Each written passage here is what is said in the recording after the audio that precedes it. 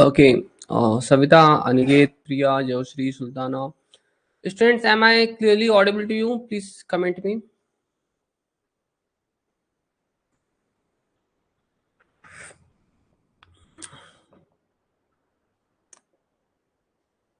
Good morning, Priya, Jayashree. Welcome, बच्चों. Welcome, Aniket.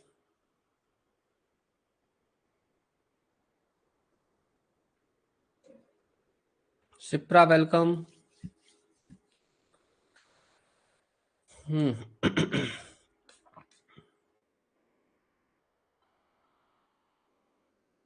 So I think we should start now. Okay, शायद अभी और बच्चे आते रहेंगे. So we should now start. Okay. So students, आज हमारा जो टॉपिक है, ठीक है, आज का हम जो टॉपिक डिस्कस करने वाले हैं वो है WKB approximation.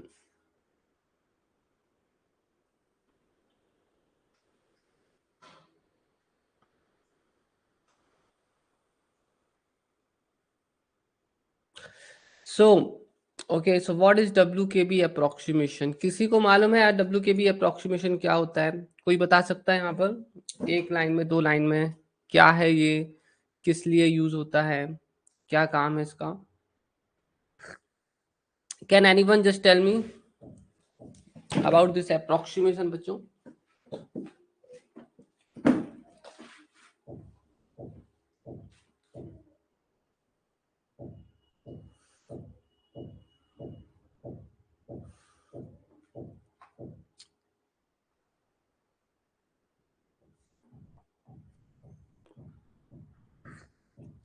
Anyone among you know what is this, students?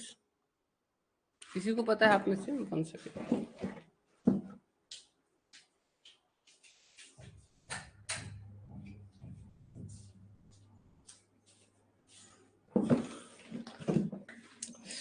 Okay, fine.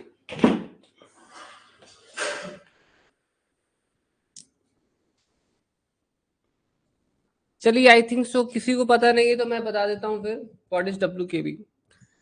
बच्चों, WKB अप्रोक्सीमेशन का काम है, ठीक है, इसका काम है एनर्जी फाइंड करना और वेव फंक्शन फाइंड करना. ठीक है, ये मेथड किस लिए यूज होती है? एनर्जी फाइंड करने के लिए यूज होती है और वेव फंक्शन फाइंड करने के लिए यूज होती है. ठीक है, कैसे? अप्रोक्सीमेटली.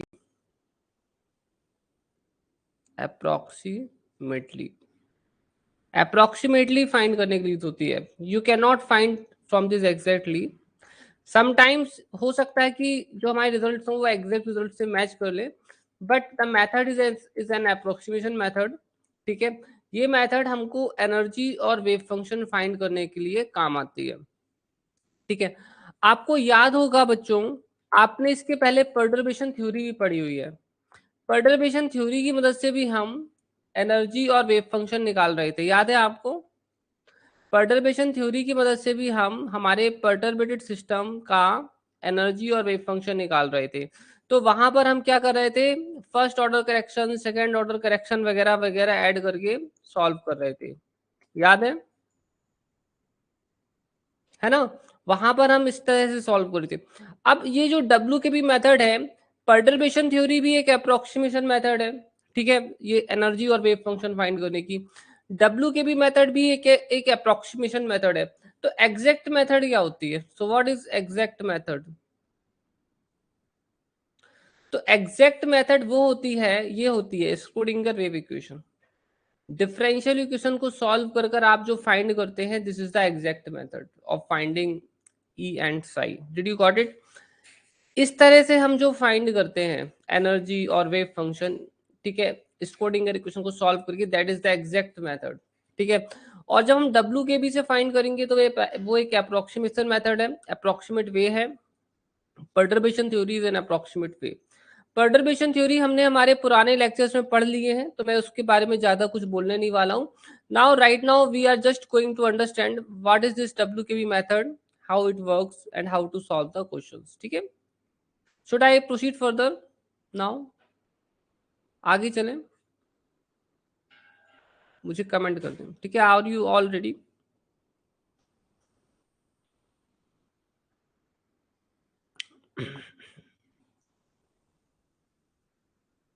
ठीक है, आर यू ऑल रेडी बच्चों? जल्दी मुझे बताएं। आज डब्ल्यू के भी खत्म कर देंगे, डब्ल्यू के भी में ज़्यादा कुछ नहीं है। देखो बच्चों, डब्ल्यू के भी मेथड में सबसे पहले मैं आपको बताता हूँ कि डब्ल्यू के भी मेथड का कब यूज़ करते हैं, when we can use.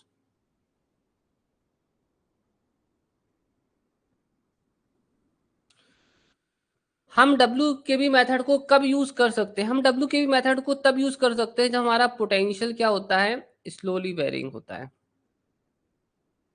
Slowly varying, जब हमारा पोटेंशियल धीरे धीरे चेंज हो, it should not change fastly, when it is changing slowly, ठीक है, then only you can use it, then only you can use W K B method, है ना। अब हम बात करते हैं कि डब्ल्यू के बी मेथड में होता क्या है, ठीक है, व्हाट एक्चुअली हैपेंस। तो अगर हमें इसको समझना है कि डब्ल्यू की मेथड है क्या, तो हमें सबसे पहले एक काम करते हैं, v इक्वल्स टू कांस्टेंट के लिए स्क्रोडिंगर इक्वेशन सॉल्व करते हैं, ठीक है। तो अगर मैं v इक्वल्स टू कांस्टेंट के लिए स्क्रोडिंगर इक्वेशन सॉल्व करता हूं, तो देखिए मुझे क्या मिलेगा, d two psi over d x square plus two m upon H not square E minus से v naught is the constant potential psi, ठीक है। ये हमारा हो जाएगा डी स्क्वायर साइन प्लस ये क्या हो रहा है हमारा, दिस इज योर के स्क्वायर साइन इक्वल्स टू 0। तो अगर मैं ऑक्सिलरी इक्वेशन लिखूंगा तो वो ये हो जाएगा, और इसके रूट्स कितने क्या आएंगे, और इस तरह से मेरा जो सॉल्यूशन हो जाएगा वो क्या हो जाएगा, a1e i k x या a2e माइनस आई के एक्स। ये आएगा ना, ये तो आप समझ गए कि ये मुझे मिल जाएगा। तो ये ऐसा हुआ क्यों, मुझे इतना इजी सॉल्यूशन क्यों मिला, why I got so easy solution. तो मुझे इतना इजी सॉल्यूशन आखिर मिला तो मिला क्यों, क्वेश्चन ये क्रिएट होता है कि आखिर इतना इजी सॉल्यूशन हमें कैसे मिला, है ना, how we got such a easy solution बच्चों। तो यहाँ पर पॉइंट ये आता है, तो इतना इजी सॉल्यूशन मिलने के पीछे का रीजन था कि हमारा v क्या था, कांस्टेंट था। क्या था, v कांस्टेंट था। आप सभी लोग ऑलरेडी पढ़ चुके हो कि जब हमारा potential half K X square होता है या हमारा पोटेंशियल 1/r होता है, ठीक है, के अपॉन आर होता है, तो it is very difficult to solve. कितने सारे बड़े बड़े इक्वेशंस आते हैं, है ना, I think you know that, है ना, कि बहुत it is very tedious to solve hydrogen atom, it is very tedious to solve LHO, है ना। हालांकि जब पोटेंशियल कांस्टेंट होता है तो हम बहुत आसानी से सॉल्व कर लेते हैं, है ना, समझ में आ रहा है आपको। तो जब पोटेंशियल कांस्टेंट होता है तो Schrodinger equation is easy to solve, but जब ये कांस्टेंट नहीं होता है तो it is difficult to solve. ये चीज क्लियर हुई आपको, मुझे कमेंट करें। So just commenting students,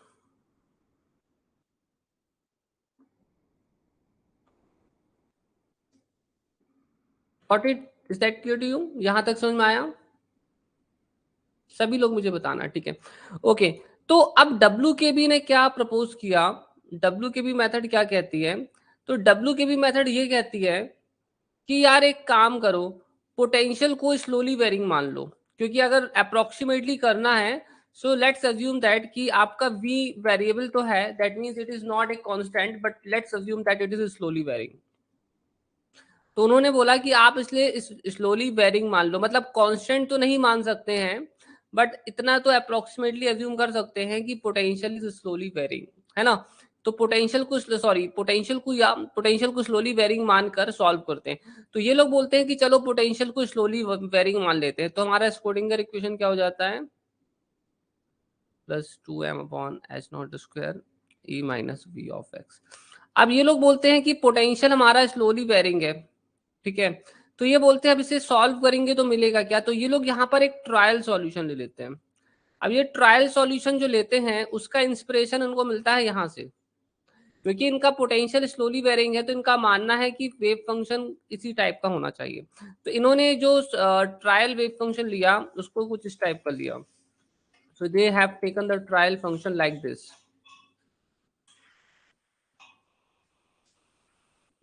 AXEI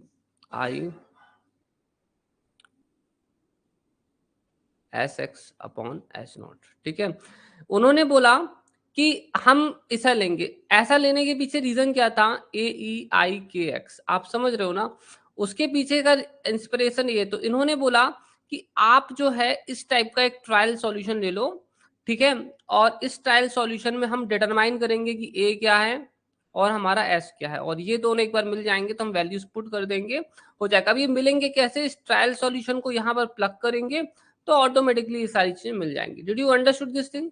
इनका इंस्पिरेशन क्या था? इनका इंस्पिरेशन ये है कि आप पोटेंशियल को स्लोली वेरिंग मानकर एक अप्रोक्सीमेट सॉल्यूशन इमेजिन करो और फिर उसको वैल्यू पुट करो तो ऑटोमेटिकली आपको चीजें मिल जाएंगे, even you may get energy also.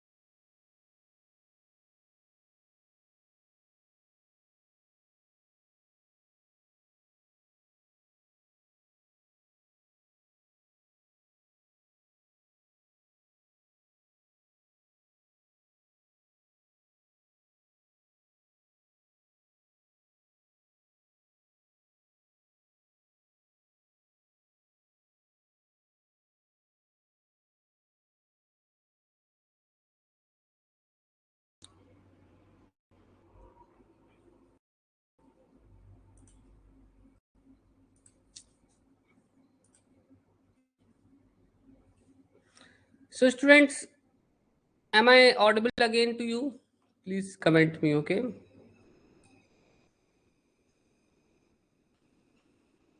I'm back. Yeah, Suraj, I'm fine. Okay, I'm back. Okay, so let me explain you, ठीक है, how the things were working. See, so students, मैंने आप लोगों को यहाँ पर क्या बताया?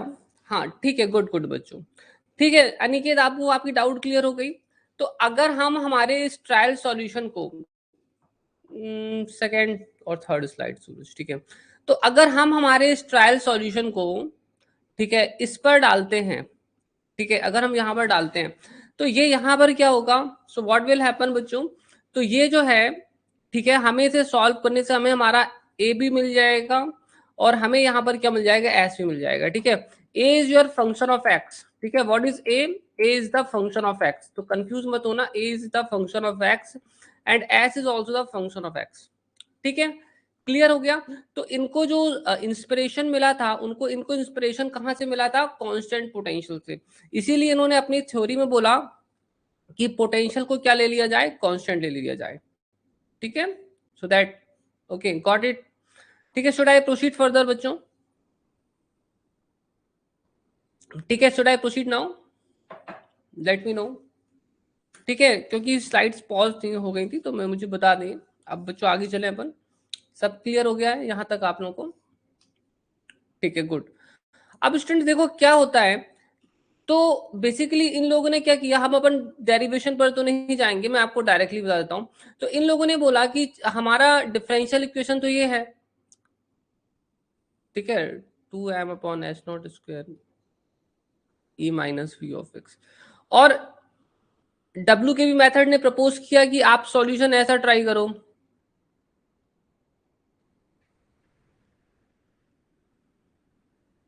तो जब ये सॉल्यूशन को यहां पर पुट करके सॉल्व किया गया, तो यहां पर कुछ चीजें मिली, ठीक है। और ये चीजें क्या क्या मिली, तो यहां पर जो ए मिला, मैं आपको डायरेक्टली लिख देता हूं कि सॉल्व करने पर क्या मिला। इन सभी का डेरिवेशन जेटली की बुक में अच्छी तरह से दिया है, हालांकि हमें जेटली की बुक में अभी फिलहाल में जाने की जरूरत नहीं है, ठीक है।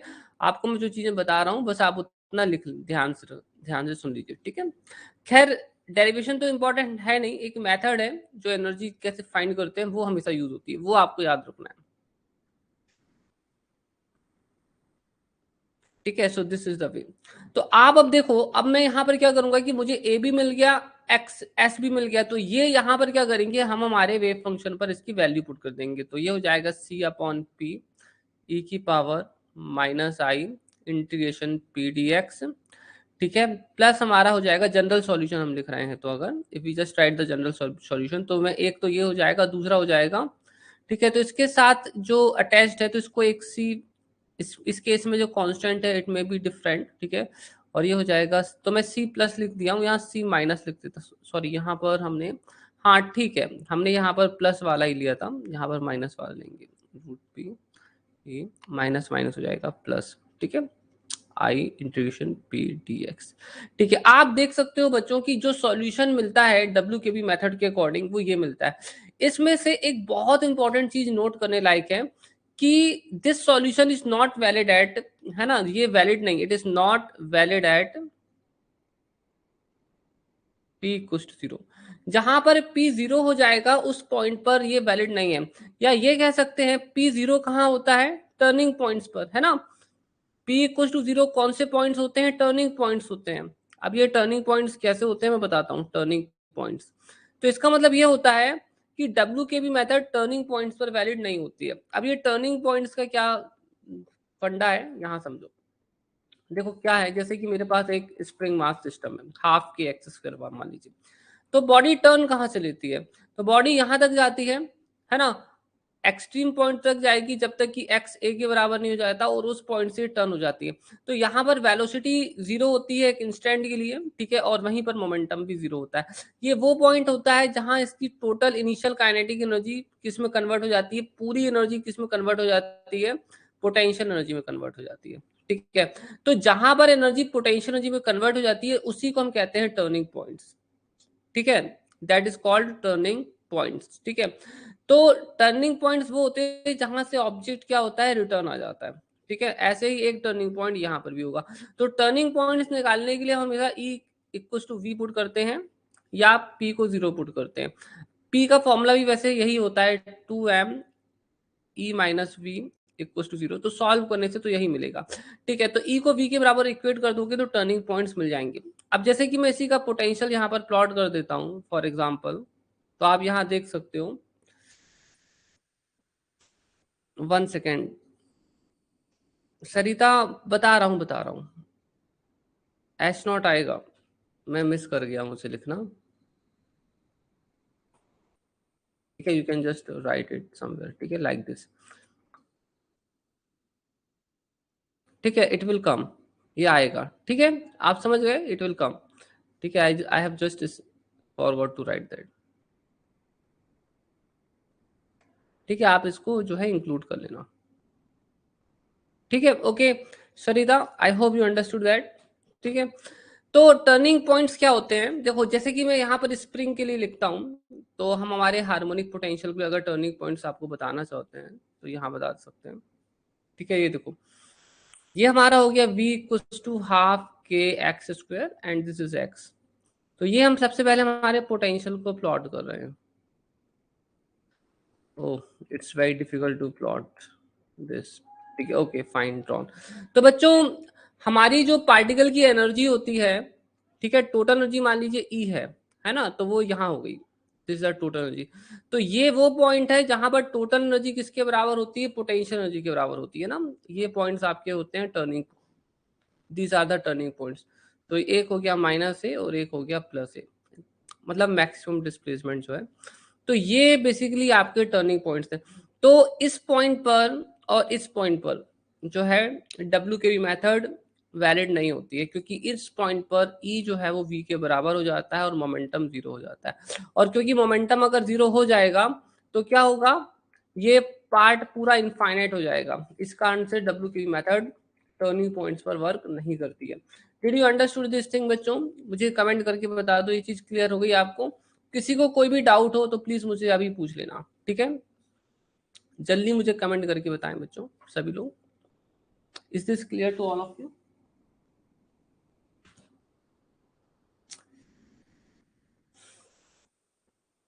ठीक है, क्लियर है, ओके गुड गुड। अब बच्चों यहाँ पर हम स्लोली वेरिंग पोटेंशियल का मतलब समझेंगे कि इसको स्लोली वेरिंग पोटेंशियल होता क्या है। ठीक है, तो आप तो समझ ही गए हैं। ठीक है, देखो स्लोली वेरिंग पोटेंशियल की मीनिंग है क्या। स्लोली वेरिंग पोटेंशियल,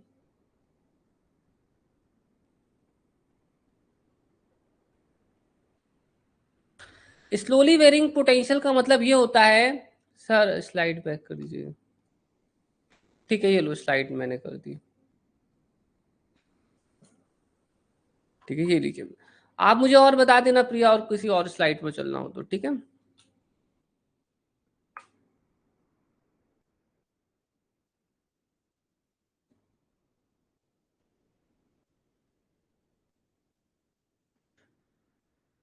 ठीक है प्रिया, आपने देख लिया, और एक स्लाइड ये है।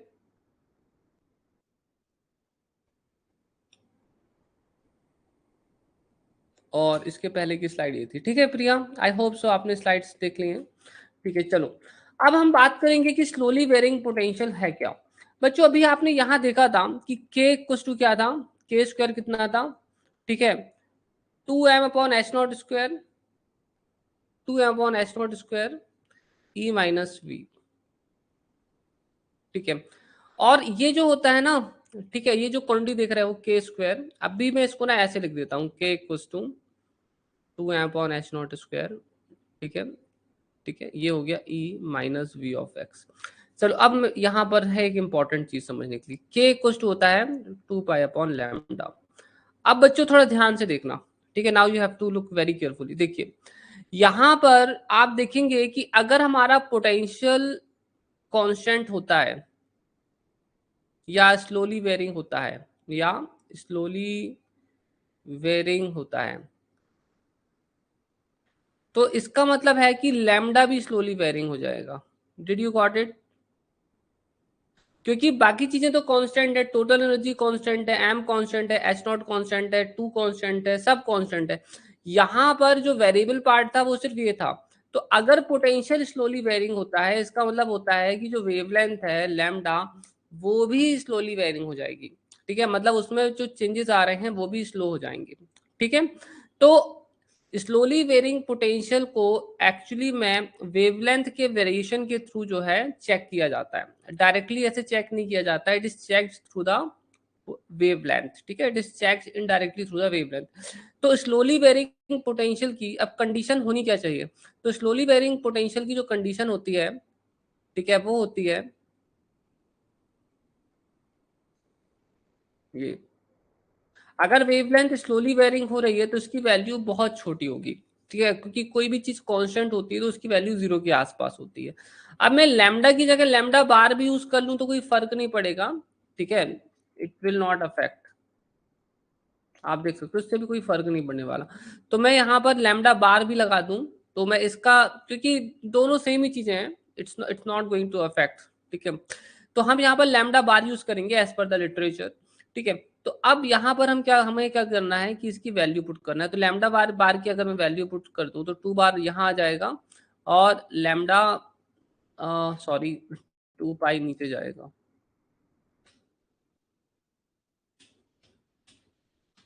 One second, D upon D. Actually में एक रिलेशन है, आपको मैं बता दूं, उसका हम यहाँ पर यूज करेंगे। देखिए lambda bar, lambda equal to क्या होता है, एच अपॉन पी होता है, right. So it is equal to H upon P होता है। तो मैं इसे लिख सकता हूँ एच नॉट अपॉन पी, है ना। तो अब मैं यहाँ पर वही करूंगा, मैं लैम्डा बार की जगह पर एच नॉट अपॉन पी लिखूंगा। P is a function of x, like this thing, ठीक है। तो मैं अब यहाँ पर ये लिखूंगा, ठीक है, आप देखते चलें। और अब इसके बाद हम यहाँ पर क्या करने वाले हैं बच्चों, ठीक है। So what I we are just going to do, हम इसका डिफरेंशिएशन करेंगे, ठीक है। सो यहाँ से आप एच नॉट को बाहर निकाल दीजिए, यहाँ बचेगा आपके पास d upon d x, one upon यहाँ आप लग दीजिए एच नॉट, ठीक है, के एक्स आ जाएगा, ठीक है। दरअसल अपना ये जो एच नॉट है और ये जो एच नॉट है दोनों एक दूसरे को काट देंगे और यहाँ हमारे पास सिर्फ बचेगा के, ठीक है। So it is D upon d x के इनवर्स, ठीक है। अब अगर हम इसका डिफरेंशिएशन करेंगे तो ये हो जाएगा माइनस, ठीक है, वन अपॉन के स्क्वायर, ठीक है, D k upon d x is less then one, ठीक है। और अब अगर हम इसे और अच्छी तरह से लिखें तो ये हमारा हो जाएगा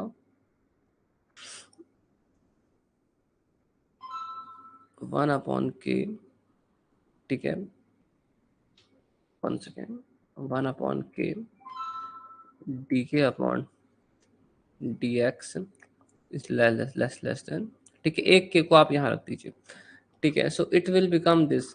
तो यहाँ पर दरअसल जो कंडीशन होती है स्लोली वेरिंग की, ये क्वांटिटी तो ऑलरेडी बहुत छोटी हो चुकी है। चलो मैं आपको बताता हूँ, आपको यहाँ पर one second wait for a file. इसको लिखने के पहले हम एक और चीज लिख देते हैं। देखिए ये जो क्वांटिटी है ना, इसका जो मैग्नीट्यूड है ना, ये बहुत ही एक्चुअली में छोटा है ना। Although there is a negative sign, तो don't worry about that negative sign. इसका जो मैग्नीट्यूड है ना, इसी चीज को आप ऐसे भी लिख सकते हो, ठीक है। You can write it like this, ठीक है। और इसी को एक स्टेप और लिख सकते हो, ठीक है। Okay, it is this one, one upon k d k upon d x का जो मैग्नीट्यूड होता है it is very very less than the magnitude of k, and this is the actually the most important condition, ठीक है, for the validity of WKB method. So this is called the condition for the validity of WKB method. Condition for the validity of WKB approximation. दरअसल WKB approximation सिर्फ तभी use किया जा सकता है जब सिस्टम ये जो कंडीशन है इसे सेटिस्फाई करे, ठीक है। Did you got it. तो ये है कंडीशन, ये कंडीशन डायरेक्टली पूछी जाती है एग्जाम्स में, तो आप इसे याद रखना, ठीक है। हालांकि इसका डेरिवेशन मैंने सिर्फ इसलिए समझाया है ताकि आपको पता चले कि इसी कंडीशन का मतलब है कि पोटेंशियल इज स्लोली वेरिंग, है ना।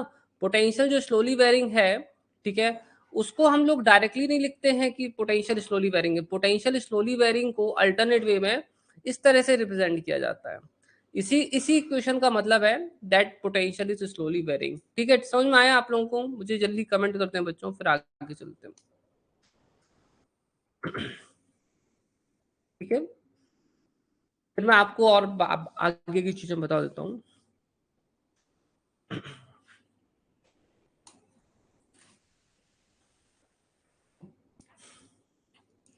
बहुत इजी है बच्चों WKB मेथड, क्लियर हो गया सभी को, ठीक है। अब बच्चों देखो, आप अगर पीछे वाले पेजेस में चलते हो तो आप पीछे वाले पेजेस में देखोगे कि मैंने WKB मेथड से क्या निकाला। मैंने WKB मेथड से बेसिकली वेव फंक्शन निकाला। ये क्या है, वेव फंक्शन है। अभी थोड़ी देर पहले ही आपने देखा था वेव फंक्शन। मैंने आपको बताया कि हम एक ट्रायल वेव फंक्शन लेंगे, वैल्यू पुट करेंगे, सॉल्व करेंगे, ठीक है, ये हो जाएगा, ठीक है। तो हमें वेव फंक्शन मिला। दरअसल WKB मेथड से सिर्फ वेव फंक्शन ही नहीं बल्कि WKB मेथड से एनर्जी भी निकलती है। और बेसिकली एक्चुअली इंपॉर्टेंट ये है कि WKB मेथड से हमेशा एनर्जी ही निकालने के क्वेश्चन आते हैं। वेव फंक्शन निकालने के क्वेश्चन WKB मेथड से आते ही नहीं है, आज तक आए ही नहीं है। सारे क्वेश्चन जो भी आज तक आए हैं WKB मेथड के, वो सभी के सभी क्वेश्चंस एनर्जी फाइंड करने के आते हैं। तो अब क्वेश्चन आता है कि डब्ल्यू के मेथड से एनर्जी कैसे निकलती है, तो ये बहुत ईजी है ना, this is one of the easiest topic of quantum mechanics. W K B method से एनर्जी कैसे निकालते हैं, सबसे इजी टॉपिक है। तो बच्चों डब्ल्यू के मेथड से अगर हमें एनर्जी निकालनी है तो बहुत सारी मेथड्स हुए, मतलब ट्रिक्स है, स्टैंडर्ड फॉर्मूलेज हैं, डायमेंशनल एनालिसिस है, लेंथी मेथड्स हैं, सभी कुछ है। बहुत सारे तरीकों से आप जो है एनर्जी निकाल सकते हैं बाय डब्ल्यू के मेथड। तो हम सबसे पहले कुछ बेसिक कॉन्सेप्ट समझेंगे ताकि हम क्वेश्चन सॉल्व कर सकें, ठीक है, so that we can solve the questions. तो let me just tell you, सबसे पहले आपको डब्ल्यू के मेथड अगर अप्लाई करनी है तो आपको ये जानना पड़ेगा कि रिजिड वॉल क्या होती है, रिजिड वॉल क्या होती है। तो बच्चों बेसिकली यहाँ पर तीन टाइप्स के सिस्टम्स हो सकते हैं, ठीक है। तो रिजिड वॉल क्या होती है, पहले तो ये जान लीजिए। रिजिड वॉल वो होती है जहां पर पोटेंशियल इनफाइनाइट होता है ना, जहां जिस पॉइंट पर पोटेंशियल इनफाइनाइट होता है उस पॉइंट पर हम मानते हैं कि रिजिड वॉल है। जैसे एग्जांपल के लिए मेरे पास 1D बॉक्स है, तो 1D बॉक्स में दो रिजिड वॉल्स होती हैं। डिड यू गॉट इट, समझ में आया? 1D बॉक्स में दो रिजिड वॉल होती है। अगर मैं वहां यहां, तो ये हो गया 2 रिजिड वॉल वाला केस है ना, 2 रिजिड वॉल, तो ये 2 रिजिड वॉल वाला केस हो गया। अगर मैं बात करता हूं किसकी, ट्रंकेटेड हार्मोनिक ऑसिलेटर के बारे में, तो ट्रंकेटेड हार्मोनिक ऑसिलेटर में एक तरफ तो पोटेंशियल फंक्शन होता है एक्स का, ठीक है, मतलब हाफ के एक्स स्क्वायर होता है, बट वहीं पर एक्स इक्वल टू 0 पर पोटेंशियल इनफाइनाइट होता है। तो यहां पर एक जगह पर पोटेंशियल इनफाइनाइट है, तो यहां पर 1 रिजिड वॉल है, ठीक है, यहां 1 रिजिड वॉल है। अगर पोटेंशियल कहीं पर भी इनफाइनाइट ना हो, जैसे LHO, जैसे फुल LHO, तो फुल LHO में क्या होता है, पोटेंशियल हर जगह क्या होता है, फंक्शन होता है, वेरिएबल होता है, it is variable like this, v equal to half K X square. कहीं पर भी ये शार्पली इनफाइनाइट नहीं हो रहा है, तो इसमें कोई भी रिजिड वॉल नहीं है, so it is a no rigid wall case, या इसे कहते हैं non rigid wall case, non rigid wall. Did you got it? तो डब्ल्यू के मेथड्स में हम तीन टाइप्स के केसेस के साथ हमेशा डील करते हैं, एक तो या तो दो रिजिड वॉल होंगी सिस्टम में, या तो 1 रिजिड वॉल होंगी, या तो कोई भी रिजिड वॉल नहीं होगी। Did you understood this? ठीक है, ये मुझे थोड़ा कमेंट कर दें, फिर मैं आपको आगे बताता हूँ, ठीक है। पहले तो ये समझ बताइए कि ये तीनों केसेस समझ में आ गए, 2 रिजिड वॉल, 1 रिजिड वॉल और नॉन रिजिड वॉल वाला केस, ठीक है। रिजिड वॉल उस पॉइंट को उस वहां होती है जहां पोटेंशियल सडनली इनफाइनाइट हो जाता है, ठीक है, धीरे धीरे नहीं, सडनली इनफाइनाइट हो जाता है, ठीक है। ओके, क्लियर है सभी को, ठीक है, वेरी गुड। अब स्टूडेंट देखो, रिजिड वॉल का मतलब होता है क्या, रिजिड वॉल का मतलब होता है एक ऐसी वॉल जिसको हम पेंट्रेट नहीं कर सकते हैं, या जिसके दूसरी तरफ नहीं जा सकते, उसे हम रिजिड वॉल कहते हैं, ठीक है। जैसे कि कोई भी देखो यार, अगर सीधी सी बात है, ऑब्वियस सी बात है, अगर किसी वॉल बहुत ही ऊंची है, ठीक है, तो उसे कोई भी पेंट्रेट नहीं कर सकता, यू कैन नॉट पेंट्रेट, है ना। अगर कहीं पर पोटेंशियल बहुत हाई होता है तो पार्टिकल उसके दूसरी तरफ नहीं जा सकता है ना, it will always return back, इसलिए इसे क्या कहते हैं, रिजिड वॉल कहते हैं, that's why it is called rigid, ठीक है, क्योंकि पार्टिकल दूसरी तरफ नहीं जा सकता है, ठीक है। अब नॉन रिजिड वॉल का सिस्टम क्या होता है, जैसे कि आप देखोगे, पहले तो आप 1D बॉक्स को ही समझो यहाँ पर, ठीक है, लेट्स कंसीडर 1D बॉक्स। तो 1D बॉक्स में क्या होता है, दो वॉल्स होती हैं, ठीक है। इन दो वॉल्स का सिस्टम क्या है कि जो पार्टिकल होता है वो इनके बाहर नहीं जा सकता है, आप एनर्जी को कुछ भी कर लो, ठीक है, आप एनर्जी को कुछ भी कर लो, कितनी भी ज्यादा एनर्जी क्यों ना दे दो, आप E1 दो, E2 दो, E3 दो, कुछ भी कर लो, but particle infinite potential, infinite तो नहीं हो सकती उसकी एनर्जी, बट पार्टिकल की एनर्जी इनफाइनाइट तो नहीं हो सकती, it will always be less than infinite, right. इसलिए पार्टिकल कभी भी बैरियर को क्रॉस कर ही नहीं सकता है, ठीक है। तो यहाँ पर पार्टिकल की बाउंड्रीज फिक्स्ड होती हैं, है ना, यहाँ पर क्या होता है, पार्टिकल की बाउंड्रीज क्या होती हैं, फिक्स्ड होती हैं, आप उन्हें एनर्जी की मदद से चेंज नहीं कर सकती, ऐसा नहीं कर सकते हो कि आप एनर्जी बढ़ा दो तो वॉल्स खिसक जाएंगी, so it is not going to happen. Did you got it? तो रिजिड, ये इन्हें रिजिड वॉल क्यों कहते हैं, क्योंकि ये रिजिड है, ये फिक्स्ड है। आप पार्टिकल की एनर्जी ऐसा नहीं है कि बढ़ा दोगे तो वॉल्स बदल जाएंगी, वॉल्स अपनी जगह चेंज कर लेंगी, it is not like that, it's fixed, you are not able, particle cannot change the position of the walls at all, ठीक है, they are rigid walls, got it? ये समझ में आया आपको? इन्हें हम रिजिड क्यों कहते हैं? पोटेंशियल जहां एब्रप्ट मतलब डायरेक्टली इनफाइनाइट हो जाता है, डायरेक्टली सीधे ऊपर जा रहा है इनफाइनाइट उसी पॉइंट पर, ठीक है, उसको रिजिड वॉल कहते हैं, ठीक है। अब चलो मैं बताता हूँ नॉन रिजिड वॉल क्या होती है। Non rigid wall, non rigid wall तब कहते हैं जो हमारा पोटेंशियल ना एक्स का फंक्शन होता है। एग्जाम्पल के लिए, ठीक है, v equals to half K X square. तो यहाँ पर कहीं पर भी आप देखोगे कि पोटेंशियल इनफाइनाइट नहीं हो रहा है ना, मैंने लिख दिया ऑल एक्स के लिए यही है, कहीं पर भी इनफाइनाइट नहीं हो रहा है, so it is a non rigid wall potential, ठीक है। अब इसमें होता क्या है, देखो यहाँ पर सी, ये हमारा हो गया हाफ के एक्स स्क्वायर, ठीक है, v equals to half K X square x. अब बच्चों समझना चीजों को थोड़ा सा, देखो अब अगर मैं पार्टिकल को एनर्जी देता हूं तो क्या होगा, तो मेरे पास मान लीजिए इसका एनालॉगस सिस्टम ये है।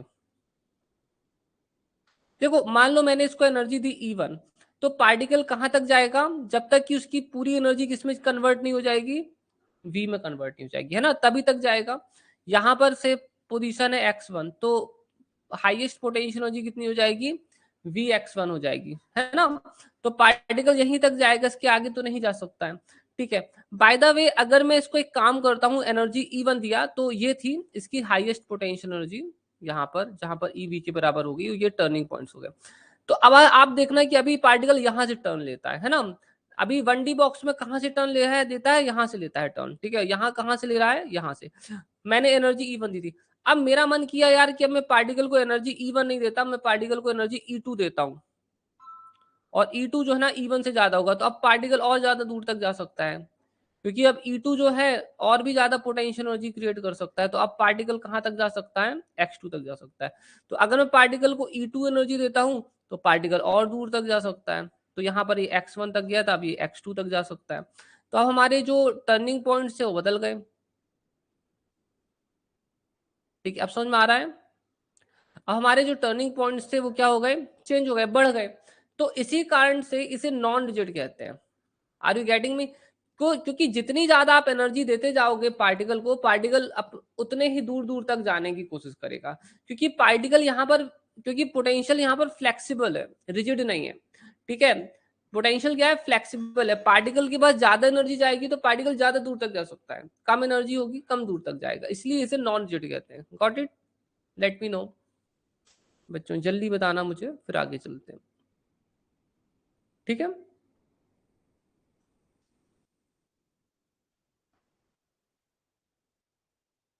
नॉन रिजिड वॉल समझ में आया बच्चों, क्या है जल्दी बताओ, किसी को कोई भी डाउट हो तो पूछ लेना, क्लियर है, ठीक है, गुड। अब स्टूडेंट्स यहाँ देखिए, अब क्वेश्चन आता है कि हम जो है, मैं आपसे एक क्वेश्चन पूछ लेता हूँ, एक छोटा सा क्वेश्चन है मेरी तरफ से आप लोगों के लिए।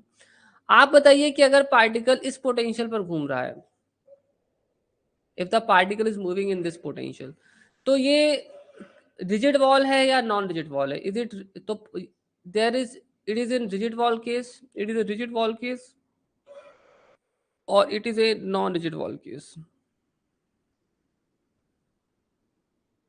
तो ये कौन सा केस है? Very good, it's a non rigid wall case, ठीक है।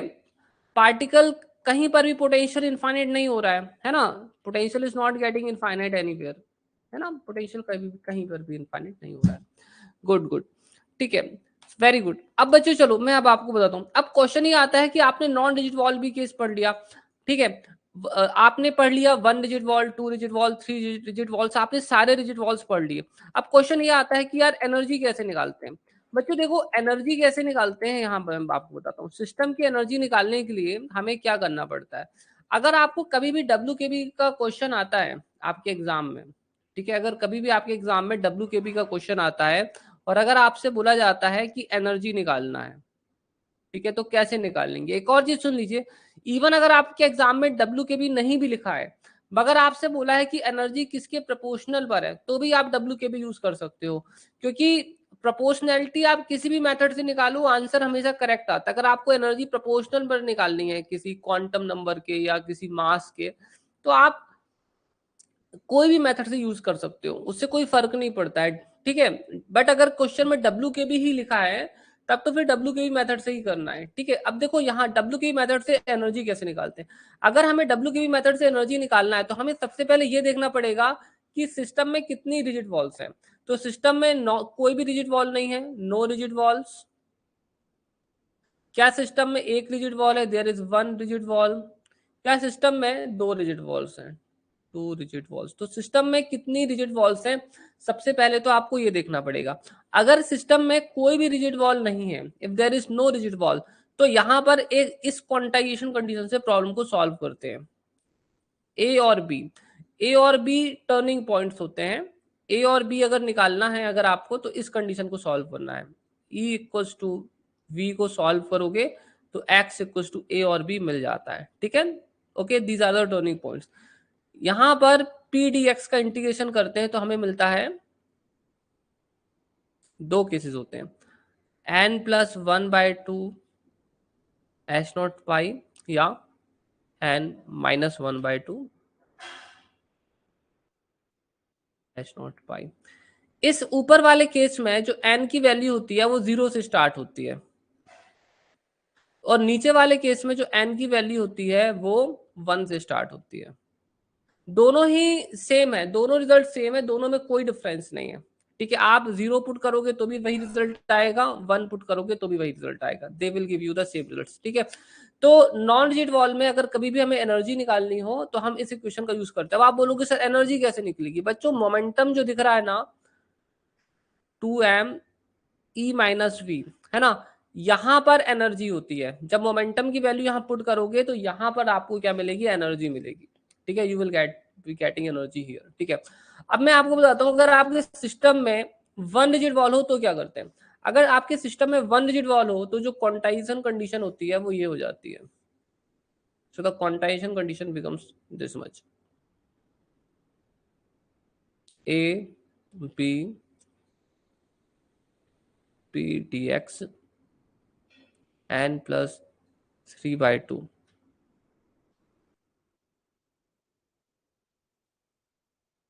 एच नॉट पाई, ठीक है। तो ये वाली कंडीशन आपको तब यूज करनी जब आपका एन 0 से स्टार्ट हो, 0 1 2, या आप इसी कंडीशन को ऐसे भी लिख सकते हो, N minus one by to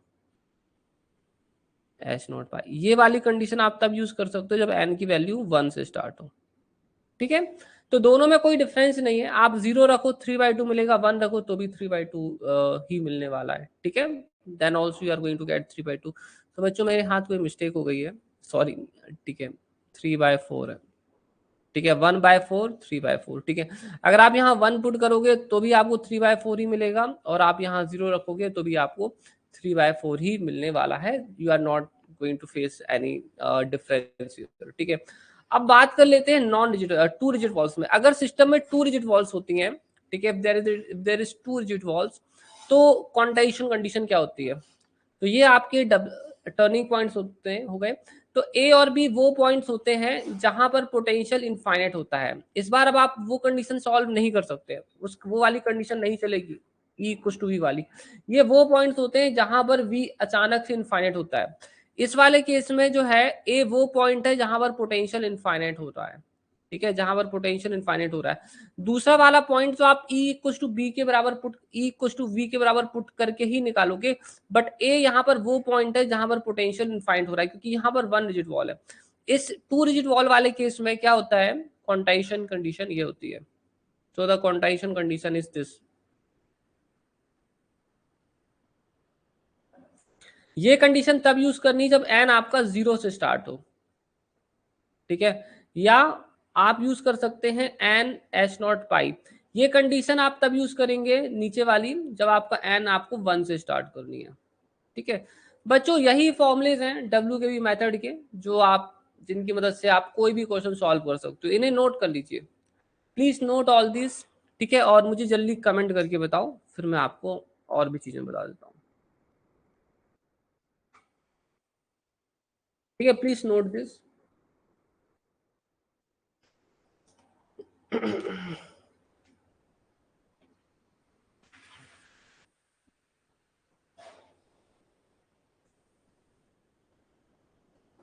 इसे जल्दी नोट कर ले बच्चों, नोट कर लिया? ठीक है, सभी लोग नोट कर लीजिए बच्चों।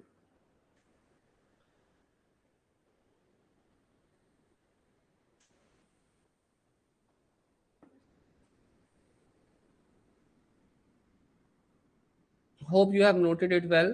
ठीक है, सी बाकी लोग भी मुझे कमेंट कर दें, हैव यू नोटेड इट बच्चों? नोटेड, ठीक है। देखो अब बच्चों होता क्या है कि अब हमें करना है questions, so now we have to do questions. सो आपको अब आप पूछोगे कि सर हमें क्या फॉर्मूलेज याद रखने हैं एग्जाम के लिए, है ना? तो बच्चों फॉर्मूले अभी कुछ और भी हैं, बट वो मैं आपको न्यूमेरिकल्स के समझा दूंगा। ठीक है, don't worry about that. Actually में जो मेन फॉर्मूलेज हैं सॉल्व करने के, वो यही फॉर्मूलेज हैं। ठीक है, these are the main formulas which are used to solve questions. अब इसके अलावा जो होती है कुछ ट्रिक्स होती हैं। ठीक है, कुछ डायमेंशनल एनालिसिस वाली मेथड्स हैं। ठीक है, उससे अपन कर सकते हैं। कुछ फॉर्मुलेज वगैरह एग्जिस्ट करते हैं एडिशनल, है ना, उससे भी क्वेश्चन सॉल्व हो जाते हैं। और कुछ लॉन्ग प्रोसीजर होती है, जब कोई भी मेथड काम नहीं करती है तो लॉन्ग प्रोसीजर से ही सॉल्व करना पड़ता है, तो वो भी अपन कर सकते हैं। That all we can do. ठीक है, तो अब अपन क्या करेंगे, क्वेश्चन सॉल्व करेंगे, क्योंकि अब थ्योरी थ्योरी पढ़ने से काम नहीं चलेगा। जब तक आप लोग क्वेश्चन नहीं सॉल्व करोगे तब तक समझ में नहीं आएगा कि एग्जैक्टली करना क्या है। ठीक है, सो मैं आपको यहाँ पर कुछ क्वेश्चंस दूंगा, so we are going to do this one by one. Okay, C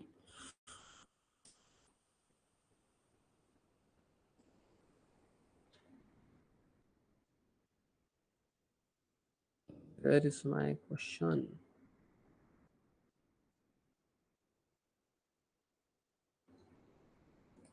1 minute students, question is loading. Okay,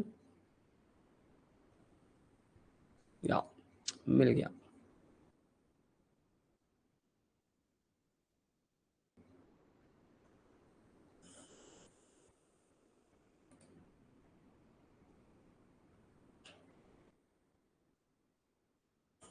इसे करो थोड़ा, इसे डब्ल्यू की मेथड से करो, अनसर्टेनिटी से नहीं करो, डब्ल्यू की मेथड से।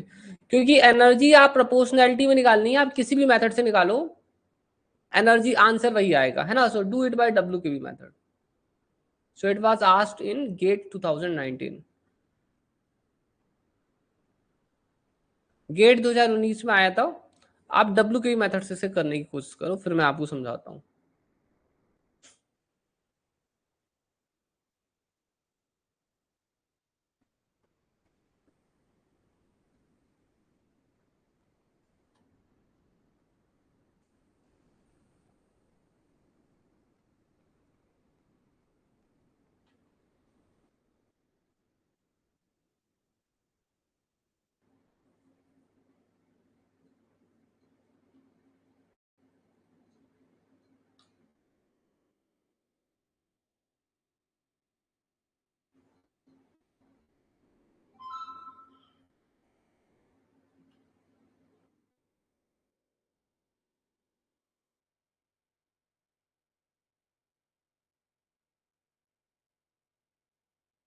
ऑप्शन डी ठीक है प्रिया, और बाकी लोग बताएं आंसर्स क्या रहे हैं।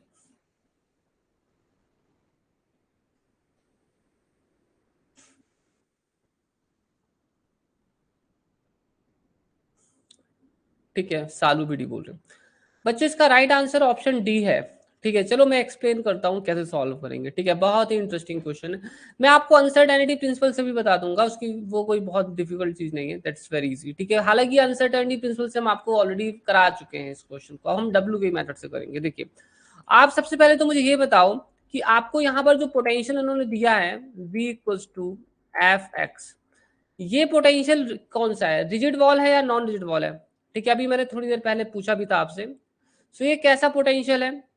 It is a non rigid wall potential. ठीक है, नॉन रिजिड वॉल पोटेंशियल, ये नॉन रिजिड वॉल पोटेंशियल है। इसकी जो क्वांटाइजेशन कंडीशन होती है वो होती है A B P D X. ठीक है, आप यहाँ पर अब n को आपको जो लेना हो ले लो, तो मैं n+1 वाला केस ले लेता हूँ, कोई प्रॉब्लम नहीं है, h0 पाई। बस यहाँ पर n हमारा 0 से स्टार्ट होगा, 0 1 2 3 से। ठीक है, और कोई इश्यूज नहीं है। हमें तो वैसे भी डायमेंशनली सॉल्व करना है प्रॉब्लम को, है ना? सो अब हमारे पास यहाँ पर है कि हम हमारा ए और बी को क्या लेंगे। तो मैंने आपको बताया था कि अगर हमें ए और बी डिटरमाइन करने हो तो हमें हमेशा ई को एफ के वी के बराबर इक्वेट करना पड़ता है। क्या करना पड़ता है? ई को हमें हमेशा वी के बराबर इक्वेट करना पड़ता है। ठीक है, तो हम इक्वेट कर देते हैं। तो ई इक्वल टू कर दो एफ मॉड एक्स। तो आपका ये जो एनर्जी होती है, तो चलो मैं एक्स निकाल लेता हूँ। सो मॉड एक्स इक्वल टू हो जाएगा ई अपॉन एफ। ठीक है, तो अब जो यहाँ पर, ठीक है, आपको मॉड एक्स की डेफिनेशन पता है। जब एक्स पॉजिटिव होता है तो मॉड एक्स पॉजिटिव होता है ना, तो it is equal to E upon F और X greater than zero. And mod X negative हो जाता है जब एक्स लेस देन जीरो होता है। ठीक है, so it is equal to minus E upon F. ठीक है, when X is less than zero. तो मेरे ख्याल से पता चल गया है आपको, तो मैं यहाँ लिखूंगा। ठीक है, हमारा एक टर्निंग पॉइंट ये है minus, so we have a turning point minus e upon f and there is plus e upon f. ठीक है, there is 2m e minus v root, ठीक है, dx equals to n plus 1 by 2 h not पाई। अब देखिए बच्चों, अब मैं यहाँ पर क्या करूंगा, पूरा सॉल्व करने की जरूरत ही नहीं है, डायमेंशनली हम सॉल्व कर सकते हैं। ठीक है, we can solve it dimensionally. तो मुझे यहाँ पर अगर मैं देखूं तो E और V का डायमेंशन सेम ही हुआ, दे आर इन एडिशन और सब्सट्रैक्शन। ठीक है, तो यहाँ से E का हम डायमेंशन निकाल लेंगे। तो E पर पावर कितनी आ रही है? 1/2 आ रही है। ठीक है, अच्छा, X का डायमेंशन क्या है? E अपॉन एफ है ना। E upon F is the dimension of X। तो मैं यहाँ पर क्या करूंगा, ठीक है, E अपॉन एफ में यहाँ पर लिखने वाला हूं।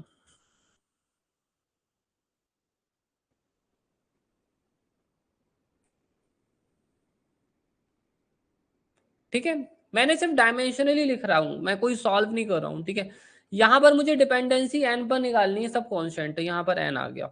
ठीक है, प्रोपोर्शनल। तो ई की पावर कितनी हो जाएगी? 3/2। ठीक है, ई की पावर हो जाएगी 3/2। यहाँ इनफैक्ट मुझे एक्चुअली में एन भी नहीं लिखना चाहिए, 1 लिख देना चाहिए, क्योंकि मुझे एन पर भी नहीं निकालनी है डिपेंडेंसी, एफ पर निकालनी है। So it is proportional to F.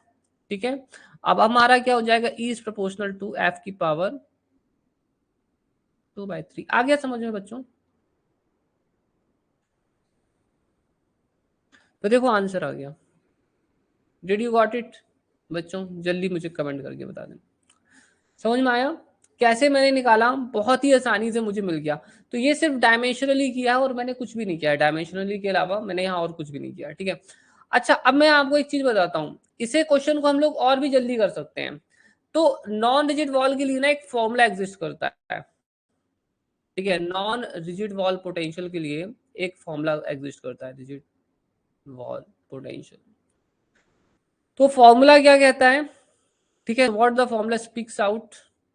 तो फॉर्मूला ये कहता है कि अगर आपका पोटेंशियल इस टाइप का है, alpha is some constant X की पावर न्यू। ठीक है, मैं एक्स की पावर न्यू रख दिया हूँ। ये फॉर्मूला आपको ग्रिफिथ्स की बुक में ही मिल जाएगा। ठीक है, you can easily find it in the Griffiths book. तो ई एन जो होता है, ठीक है, दैट इज अल्फा। ठीक है, ये एकदम एग्जैक्ट फॉर्मूला है और ये फॉर्मूला आपको रटना पड़ेगा। ठीक है, अगर आप ये फॉर्मूला नहीं रटोगे तो महंगा पड़ जाएगा, है ना। आप यहाँ पर कुछ भी यूज कर सकते हो, n+1/2 या n-1/2, डिपेंडिंग ऑन कि आपको n क्या लेना है। तो कंफ्यूजन ना हो, इसलिए मैं अभी यहाँ पर n को क्या ले रहा हूँ, 1/2 ले लेता हूँ। ठीक है, you can start n from 0 in this case. ठीक है, pi 2m alpha root gamma 1/न्यू प्लस 3/2 अपॉन गामा 1/न्यू plus 1 2 nu upon nu plus 2। ठीक है, ये होता है बच्चों। ठीक है, आप देख सकते हो ये पूरा फॉर्मूला है। अच्छा, कई बार हमें डिपेंडेंसी जो होती है सिर्फ और सिर्फ किस पर निकालनी होती है? एन के ऊपर निकालनी होती है, एन के ऊपर या अल्फा के ऊपर, सिर्फ इन्हीं दोनों के ऊपर डिपेंडेंसी निकालनी होती है। तो इन दैट केस ये क्या होता है, अगर हमें सिर्फ इन पर निकालनी है कि सिर्फ एन पर और अल्फा पर और एन पर ही निकालनी है, तो ये होता है हमारा n+1/2। देखिए ये पावर डायरेक्टली इसके ऊपर लग जाएगी, तो ये हो जाएगा 2 न्यू अपॉन न्यू प्लस 2। और अल्फा के ऊपर क्या है, आप देख सकते हो, जो अल्फा है यहाँ पर उसके ऊपर एक तो यहाँ पर 1/√2 है, और सॉरी यहाँ पर -1/√2 है, यहाँ +1 है, तो ये हो जाएगा अल्फा के ऊपर पावर 1 -1/2, ठीक है, और ये हो जाएगा इन 2, है ना, इन दोनों का मल्टीप्लिकेशन होने से तो यही मिला, ठीक है, अल्फा अल्फा ये ऊपर से लग रहा है इस पर, है ना, तो मेरे हाथ शायद गलती हो गई है बच्चों, ठीक है, आई डिड ए मिस्टेक। तो मैं बता देता हूँ क्या मिलेगा आपको। So you will be getting 1 plus 1/2 -1/2 2 nu upon nu plus 2, ठीक है। अब अपन इसे सॉल्व कर लेते हैं, तो ये आएगा अपना n+1/2, ये तो एज इट इज आ जाएगा 2 न्यू अपॉन न्यू प्लस 2, और अल्फा में हमें मिलने वाला है, ये दोनों कट जाएंगे, it will become equals to 2 upon nu plus 2, ठीक है, तो ये फॉर्मूला है, ठीक है। तो एनर्जी एन पे ऐसे डिपेंड करती है, अल्फा पे ऐसे डिपेंड करती है, तो it is very important formula, इसे नोट कर लें बच्चों, इट इज VVVIMP फॉर्मूला। इसकी मदद से भी हम प्रॉब्लम सॉल्व कर सकते हैं, we can also solve the problem with the help of this formula, ठीक है। So please note it quickly, फिर मैं आपको बता देता हूँ कैसे करना है, ठीक है, then I will just tell you how to do. एन यहाँ पर आपका 0 1 2 3 लाइक दिस है, ठीक है। एक बार आप इसे नोट कर ले तो मुझे जल्दी कमेंट कर देना,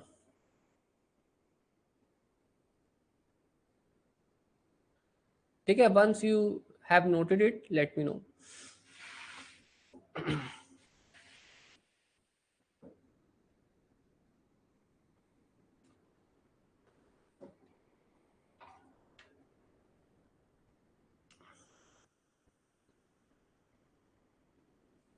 good good good, very good. So students यहाँ पर देखें, अब ठीक है, ये फॉर्मूला नीचे वाला देखने में थोड़ा सा कॉम्प्लिकेट सा दिखने लगा है, तो मैं इसे बता देता हूं। अगर आपका पोटेंशियल लैम्डा एक्स की पावर एम के प्रोपोर्शनल पर है, ठीक है, एक्स की पावर एम के प्रोपोर्शनल पर है, तो आपका जो nth स्टेट एनर्जी होता है वो होता है n+1/2, ठीक है, 2m+m+2, ठीक है, और लैम्डा की पावर 2/m+2 होता है, ठीक है।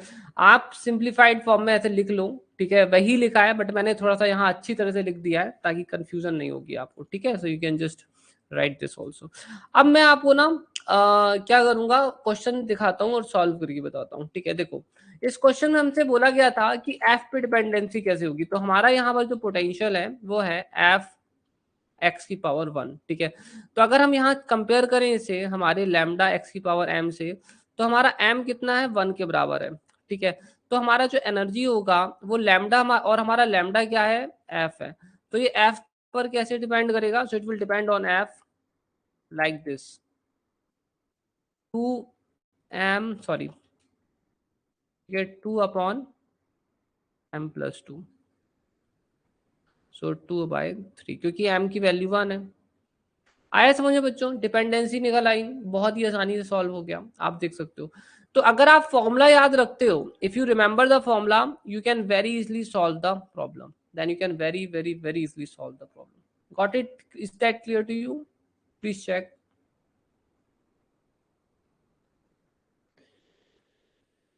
अब मैं वो भी बता देता हूँ क्या होता है बच्चों, ठीक है।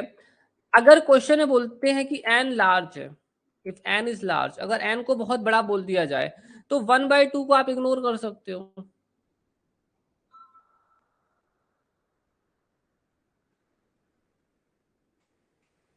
ठीक है। अगर एन को बहुत बड़ा बोल दिया जाए तो आप एन 1/2 को इग्नोर कर सकते हो, और ये इतना हो जाएगा इन दैट केस। आप समझ में आया? अब देखो बच्चों, is that now clear to you? ठीक है प्रिया, अब चेक करो, ठीक है, समझ में आया? वो तब है जब आप बोल रहे हो कि एन की वैल्यू बहुत ज्यादा है, so you can just ignore this part also, ठीक है, इग्नोर कर दो। एक बार अनसर्टेनिटी से भी बताना है, चलो मैं इसी क्वेश्चन को एक बार अनसर्टेनिटी से भी करके बता देता हूँ, ठीक है, so that will make your concept better, okay good. खैर अनसर्टेनिटीज तो बहुत इजी है, ठीक है, यहाँ देखो।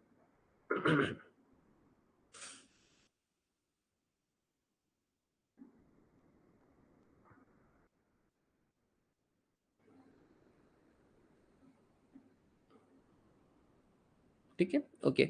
तो मैं पूरा डायमेंशनली करूंगा अनसर्टेनिटी प्रिंसिपल की मदद से। देखो अनसर्टेनिटी प्रिंसिपल की मदद से हमें निकालनी है कि एनर्जी कैसे डिपेंड करती है। तो एनर्जी कुछ होता है पी स्क्वायर अपॉन 2m।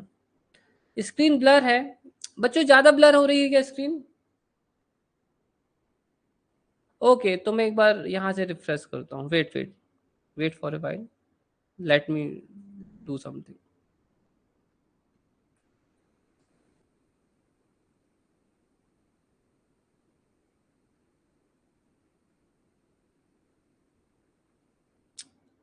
आप लोग एक बार रिफ्रेश करके देखिए क्या ठीक हुआ।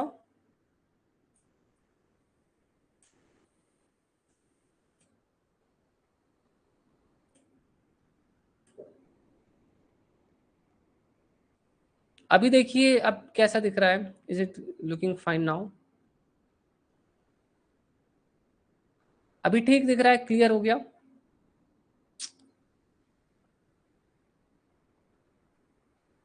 अब ठीक है, ओके। सो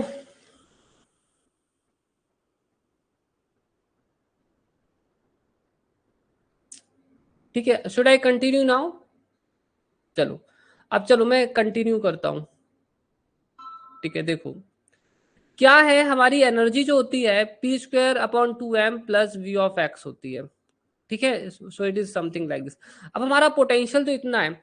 खैर मॉड ऑफ एक्स दिया है तो mod of X is always going to be positive quantity. ठीक है, तो मैं अभी फिलहाल में सिंपली एफ एक्स यहाँ लिख लेता हूँ जस्ट फॉर डायमेंशनल एनालिसिस।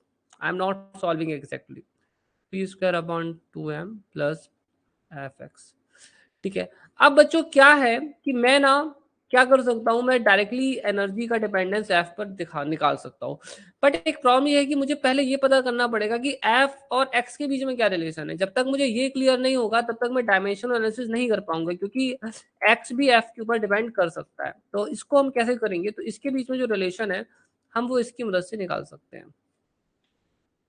ये हो गया हमारा अनसर्टेनिटी रिलेशनशिप, मतलब X P is something equal to H not. ठीक है, is something equal to H not. तो मैं यहाँ पर क्या करूँगा, ठीक है, यहाँ पर अब मैं अपनी जो एनर्जी है उसे मैं लिख लेता हूँ। ठीक है, तो पी जो है सो एनर्जी इक्वल टू हो जाएगा H not square upon 2m X square plus F x.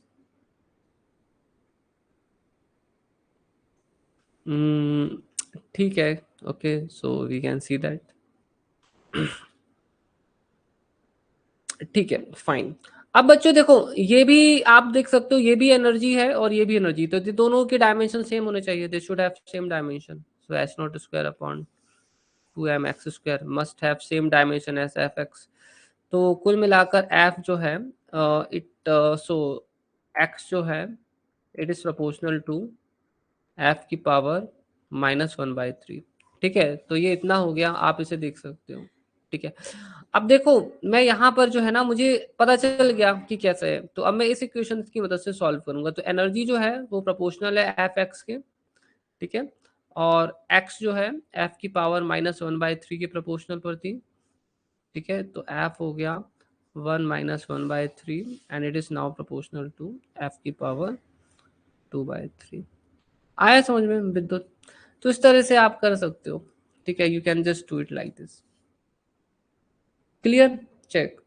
आप कहीं से भी कर लो बच्चों, आंसर वही आएगा। प्रोपोर्शनैलिटी में कोई मैटर नहीं करता आप कहाँ से करते हो, डायमेंशनली आप कहीं से भी पकड़ो, कुछ भी करो, आंसर वही आएगा। ठीक है, ओके। अब बच्चों चलिए नेक्स्ट क्वेश्चन की तरफ चलते हैं। ठीक है, ये तो खैर काफी सरल क्वेश्चन था।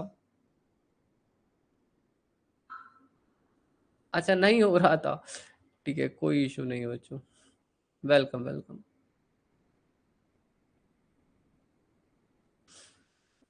सो I am giving U A question right now.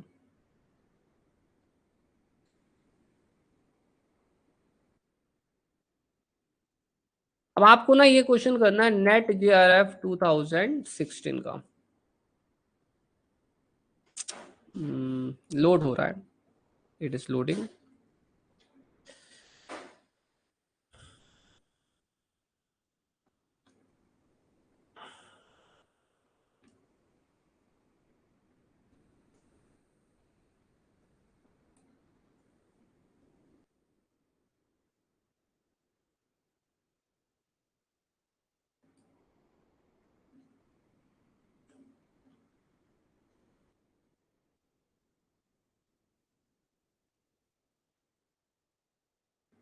इसे बताइए बच्चों, इसका आंसर क्या आएगा? ठीक है, just try to do this.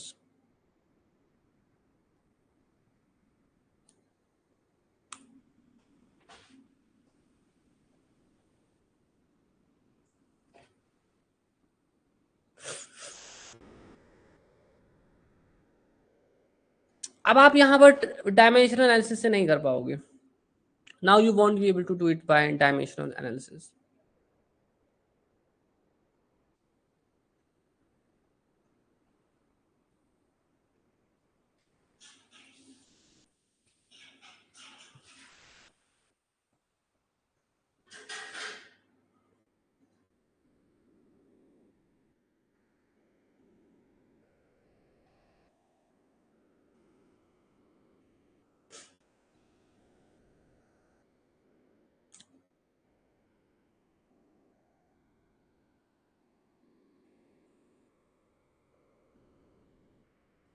I am waiting, I am still waiting, okay, just keep doing.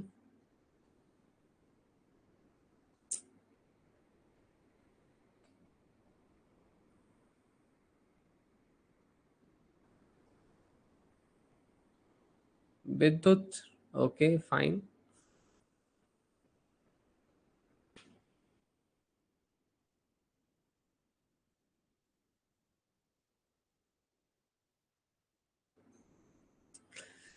बाकी स्टूडेंट्स भी सॉल्व करें, ट्राई करें बच्चों।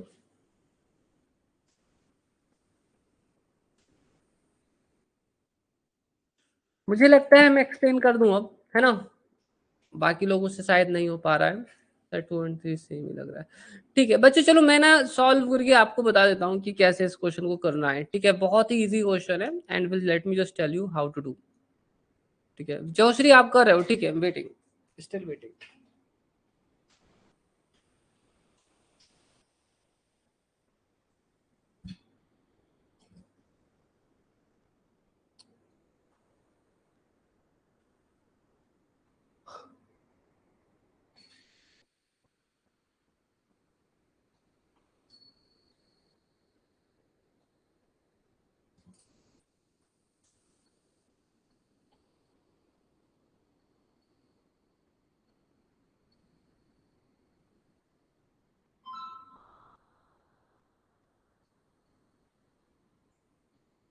To finalised, okay. बच्चों चलो मैं बता दूं क्वेश्चन का सॉल्यूशन क्या है, आंसर क्या है। ठीक है, देखो इसका राइट आंसर ऑप्शन बी ही है। वेरी गुड सुल्ताना, सब लोग। अब देखो यार, करोगे कैसे आप लोग इस क्वेश्चन को, है ना? तो मैंने जैसा कि आप लोगों को बताया कि देखो अब इसमें सभी जगह पर डायमेंशन सेम है, everywhere the dimension is same. तो अब आप इस क्वेश्चन को ना डायमेंशनल एनालिसिस से नहीं कर सकते हो। ऐसे केस में क्या करना पड़ता है, सॉल्व करना पड़ता है। अब सॉल्व करेंगे कैसे? तो formula, we have a formula. दो तरीके हैं, या तो इंटीग्रेशन करो या तो फॉर्मूला यूज कर लो। तो डब्ल्यू के भी मेथड ये कहती है कि अगर हमारा पोटेंशियल ऐसा होता है ना, अल्फा न्यू, अल्फा की पावर अगर न्यू होती है, सो इन दैट केस, ठीक है, हमारी जो एनर्जी होती है, nth स्टेट एनर्जी, वो इतनी होती है। ठीक है, अल्फा n प्लस 1/2, ठीक है, H naught root over pi upon 2m alpha, ठीक है, गामा 1/न्यू प्लस 3/2, ठीक है, अपॉन गामा 1/न्यू प्लस 1, ठीक है, 2 nu upon nu plus 2। Sorry उल्टा लिख दिया, ओके सही लिखा है। ठीक है, आप देख सकते हो। तो बच्चों आप देख लीजिए कि सॉल्व करने पर आपको क्या मिलेगा। ठीक है, what you are going to get. तो यहाँ पर इतना पार्ट सॉल्व करने से तो हमें पहले से ही मालूम है कि 2/3 आने वाला है हर जगह। तो दरअसल आपको ना अंदर का इतना पार्ट सॉल्व करके देखना चाहिए कि आपको क्या मिलेगा, ठीक है, और उसी से आंसर आएगा। तो मैं यहाँ पर अब सॉल्व नहीं कर रहा हूँ उस क्वेश्चन को, आप खुद से भी सॉल्व कर सकते हैं, इट्स वेरी इजी। बट हाँ, मैं आपको कुछ चीजें जरूर बता दूंगा जिसकी मदद से आपको हेल्प मिलेगी। तो एक चीज आपको याद रखनी है कि ये गामा फंक्शन है, gamma n plus one equal to होता है, ठीक है, gamma n plus one equal to होता है n फैक्टोरियल, और गामा n इक्वल टू होता है, वन सेकेंड, तो बता रहा हूँ, ठीक है स्टूडेंट्स, तो गामा n इक्वल टू होता है n minus one gamma n minus one, ठीक है, और ये सीरीज कंटिन्यू होती जाती है। तो आप लोग ये दो चीजें याद रखना रिजल्ट्स हैं, gamma n plus one equal to N factorial होता है, और gamma n equal to N minus one gamma n minus one होता है। ये इस फैक्टर को सॉल्व करने में हेल्प करेंगे, ठीक है, आप लोग कर लोगे, मैं छोड़ दूं इसको, ठीक है, it will just consume time, it's not difficult, ठीक है, आप लोग कर लेना, ऑप्शन भी जब नहीं आए तब मुझे बताना, ठीक है। मैं आपको बता देता हूँ कि अगर आप इस मेथड से सॉल्व नहीं करेंगे, अगर आप फॉर्मूला याद नहीं रखेंगे, तो एक प्रॉब्लम हो जाएगी, और वो प्रॉब्लम ये हो जाएगी कि आपको फिर ऐसे सॉल्व करना पड़ेगा।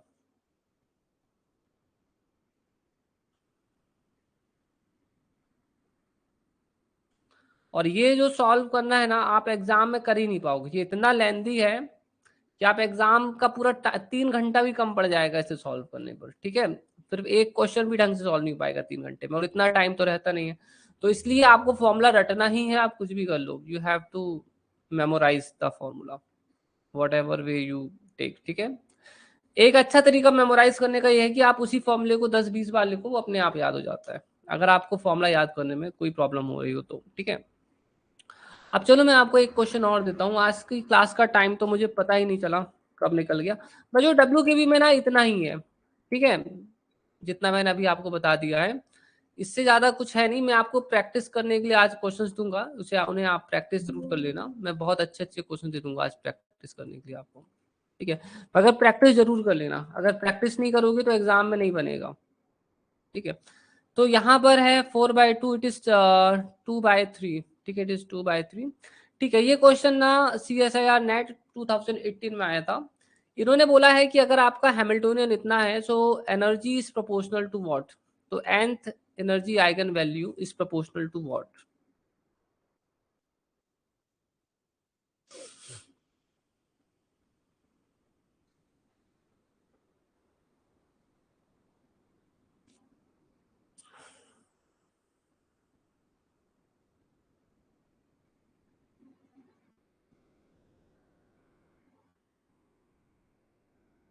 विद्युत का ए आ गया है, ठीक है विद्युत, और बाकी लोग भी ट्राई करें, ए आ रहा है।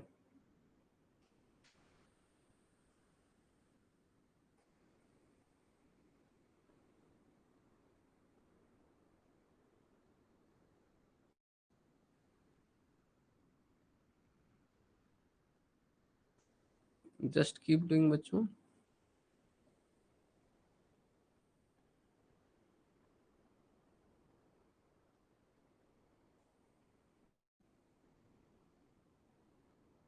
Okay, so your answer is right, option A is the right answer. देखो बहुत इजी है ये वाला, इस बार तो ये वाला इजी इसलिए है क्योंकि इसमें कुछ है ही नहीं, ठीक है। आपको पता चल गया है कि आपका एम कितना है, 4 है, ठीक है, ओके। तो एनर्जी जो है n+1/2 की पावर, ठीक है, 2m/m+2 पे डिपेंड करती है, और लैम्डा की पावर 2/m+2 पे डिपेंड करती है।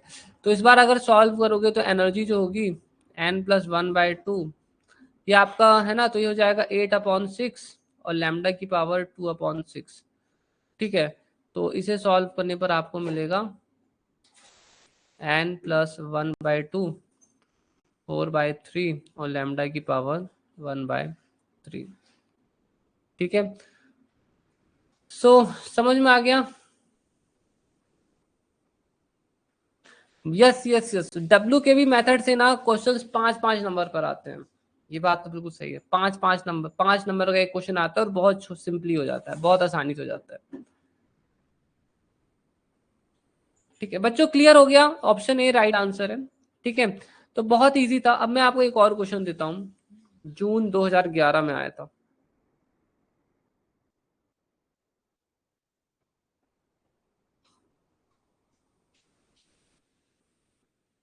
हाँ हाँ बिल्कुल, अब इसे देखो।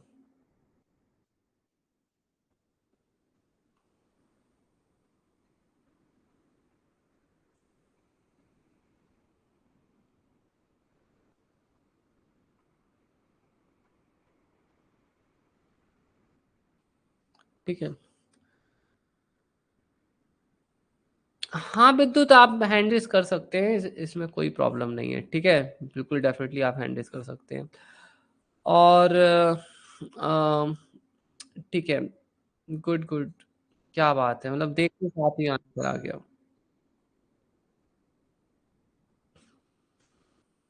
हाँ विद्युत बताइए। हेलो। हाँ विद्युत बोलिए बोलिए, जी आवाज आ सर, रही है। सर आवाज आ रही है? हाँ हाँ आ रही है, आ रही है। सर ये जो हम लोग ये जो ट्रिक्स पढ़ रहा था, V x equals alpha mod x nu, तो हम्म, ये तो सर नॉन रिजिड के लिए है, मतलब हाँ सब कुछ में हम लोग proportionality N plus half whole to the power ये हाँ देख हाँ। रहे हैं। मतलब one rigid wall, two rigid wall के लिए भी कोई से ट्रिक नहीं वगैरह है? नहीं नहीं, कोई ट्रिक नहीं, वो उसके अपन लिए वो इंटीग्रेट फॉर्मूला ही करना। है। उसके लिए जी सर। इंटीग्रेशन करना पड़ेगा, इंटीग्रेशन।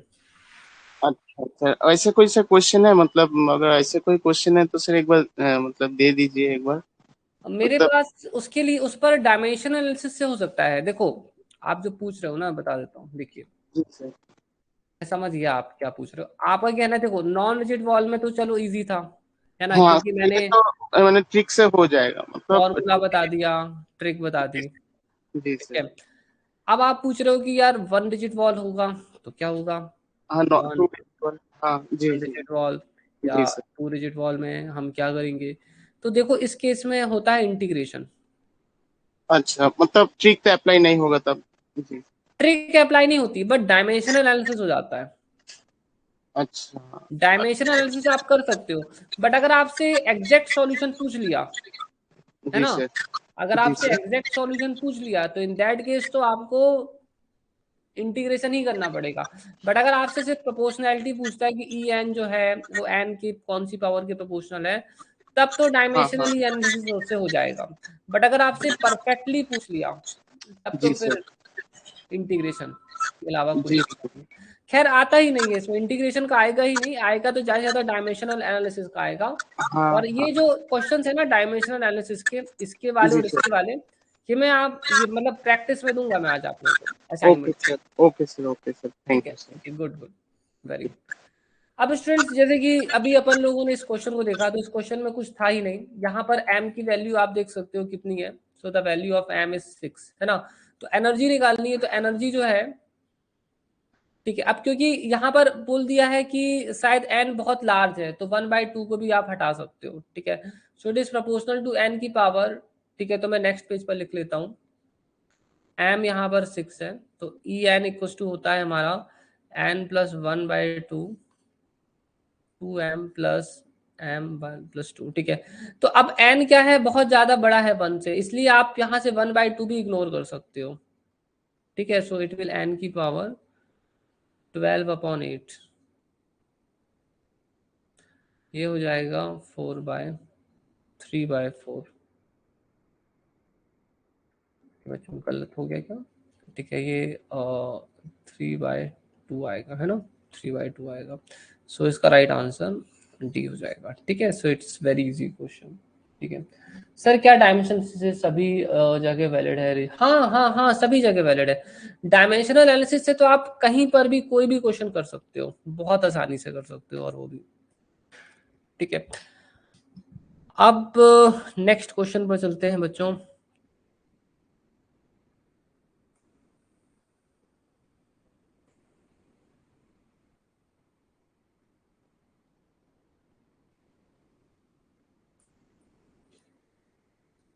अब नेक्स्ट क्वेश्चन ये रहा। मैं आज आप लोग को ना बहुत ही प्यारे प्यारे क्वेश्चंस देने वाला हूँ प्रैक्टिस करने के लिए, उन्हें करना। ठीक है, क्या है, मैं सारे क्वेश्चंस क्लास में नहीं करा पाता हूँ। ठीक है, आप भी जानते हैं। ठीक है, कल से हम वेरिएशनल मेथड स्टार्ट कर देंगे। ठीक है, कल वेरिएशनल मेथड बता देंगे। वेरिएशनल मेथड से 5-5 नंबर में क्वेश्चंस आते हैं।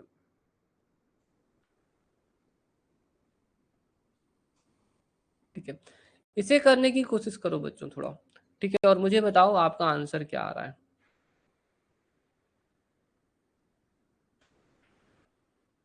ये लीजिए, इसे करिए।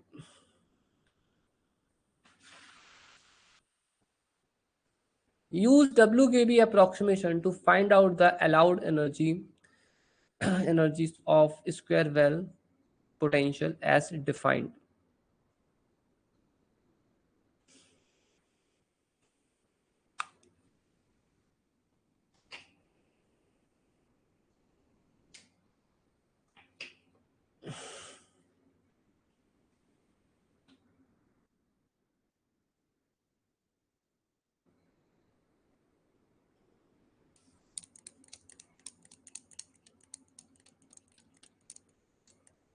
विद्युत ये 2 लाइन का सॉल्यूशन है, 2 lines. The solution is of 2 lines.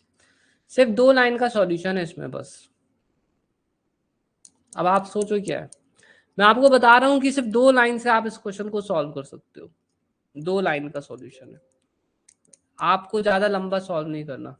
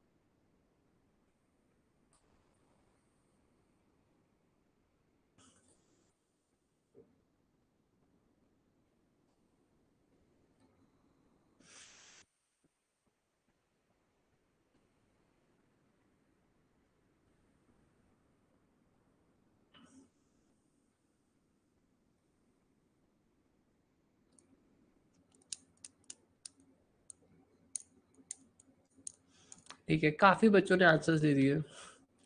ठीक, अब मैं आपको ट्रिक बताऊं कैसे, क्या ट्रिक है बच्चों। इसका राइट आंसर है ऑप्शन ए ही है। एक्चुअली में ना यहाँ पर ना, मैं बताता हूँ आपको, यहाँ पर ना नेगेटिव नहीं हो सकता है, it can not be negative. अब आप बोलोगे क्यों? देखो इस तरह से ये पॉसिबल ही नहीं है। ठीक है, ठीक है, अब मैं आपको बताता हूँ क्यों। देखो एक काम करो, इस क्वेश्चन को ना आप परटर्बेशन थ्योरी से फर्स्ट ऑर्डर करेक्शन तक सॉल्व करने की कोशिश करो। ठीक है, वैसे मैं उससे भी बेटर तरीका बताता हूँ। देखो यहाँ पर अगर आप देखोगे तो 1D बॉक्स है, इसकी एनर्जी कितनी होती है? इस क्वेश्चन में अगर आप ध्यान से देख रहे हैं तो 1D बॉक्स ये होता है, दिस इज 1D बॉक्स, है ना, आप देख सकते हो v इक्वल्स टू 0। बट इन्होंने क्या किया है कि इस 1D बॉक्स में ना, ठीक है, कुछ परटर्बेशन ऐड कर दिया। तो देखो इसकी एनर्जी इतनी होती है, अनपर्टर्बेटेड एनर्जी होती है पाई square S naught square upon 2ma²। ठीक है, अब आप 2 मिनट यहां समझो कि आपको इन लोगों ने क्या बोला है कि यहां से यहां तक आपका परटर्बेशन इतना है। अच्छा, ये एक पॉजिटिव परटर्बेशन है, और पॉजिटिव परटर्बेशन ऐड करने से जो आपका फर्स्ट ऑर्डर करेक्शन आएगा वो भी पॉजिटिव ही आएगा। ठीक है, तो अगर आप अपना फर्स्ट ऑर्डर करेक्शन निकालोगे भी वी नॉट के लिए, ठीक है, तो आप समझना। ठीक है, तो ये सॉल्व करने पर कितना आएगा? वी नॉट अपॉन 2 आएगा। इसका रीजन ये है कि इन्होंने लिमिट्स इतनी रखी, जब आप सॉल्व करोगे तो वी नॉट अपॉन 2 आएगा, क्योंकि जब इंटीग्रेशन करोगे ना तो 0 से लेकर आपको a/2 के बीच में करना पड़ेगा, तो वी नॉट अपॉन 2 आएगा। तो वो बहुत ईजी है, प्रोबेबिलिटी की मदद से कर सकते हो। ठीक है, तो कितना आ रहा है आपका भी मैं बता दूंगा। तो ये आपका फर्स्ट ऑर्डर करेक्शन कितना आ रहा है? वी नॉट अपॉन 2 आ रहा है। तो यहाँ पर जब हम एनर्जी लिखेंगे, करेक्टेड एनर्जी लिखेंगे, तो करेक्टेड एनर्जीज क्या हो जाएंगी? ठीक है, unperturbed energy plus V naught upon 2। इसी तरह से जो सेकंड ऑर्डर करेक्शन होगा ना आपका, वो भी पॉजिटिव होगा, नेगेटिव होगा ही नहीं। ठीक है, इट वॉन्ट बी नेगेटिव। तो यही यहाँ पर रीजन है बच्चों, क्योंकि ये एनर्जी बढ़ रही है, एनर्जी कम नहीं हो रही है, एनर्जी एक्चुअली में बढ़ रही है। ठीक है, तो नेगेटिव तो मिलना पॉसिबल ही नहीं है। तो पहले वाले ही टर्म से पता चल रहा है कि आंसर ऑप्शन यही होगा। ठीक है, और कुछ और नहीं हो सकता। अब मैं थोड़ा यहाँ डिटेल में समझा देता हूँ। देखिए आपके क्वेश्चन में आपको जो सिस्टम दिया है वो ये दिया है, 0 से लेकर a/2, ठीक है, और a। चलो मैं इसकी अनपर्टर्बेटेड एनर्जी सबसे पहले लिख देता हूँ। ठीक है, let me just write the unperturbed energy. तो that is pi square S naught square upon 2ma² n²। ठीक है, अब मैं इसका फर्स्ट ऑर्डर करेक्शन लिखता हूँ। तो फर्स्ट ऑर्डर करेक्शन जो है वो हो जाएगा expectation of the perturbation. Perturbation है V naught psi N dx, क्योंकि रियल है इसलिए कॉम्प्लेक्स कंजुगेट का यहाँ कोई फर्क नहीं पड़ने वाला। ठीक है, वी नॉट बाहर आ जाएगा, 0 से लेकर अब a/2 हो जाएगा, क्योंकि परटर्बेशन सिर्फ इतना ही रेंज में है ना, ठीक है। तो ये हमारा हो जाएगा psi and mod square dx। अब ये जो आप देख रहे हो, this is the probability to find the particle in the left half of the well. तो left half of the well में पार्टिकल को फाइंड करने की प्रोबेबिलिटी कितनी होती है, हाफ होती है, तो that is v naught by 2। तो अगर मैं up to first order correction तक एनर्जी लिखता हूं, तो एक तो अनपर्टर्बेटेड एनर्जी हो जाएगी और दूसरा क्या हो जाएगा, first order correction and so on. तो हमारा आंसर तो आ ही गया।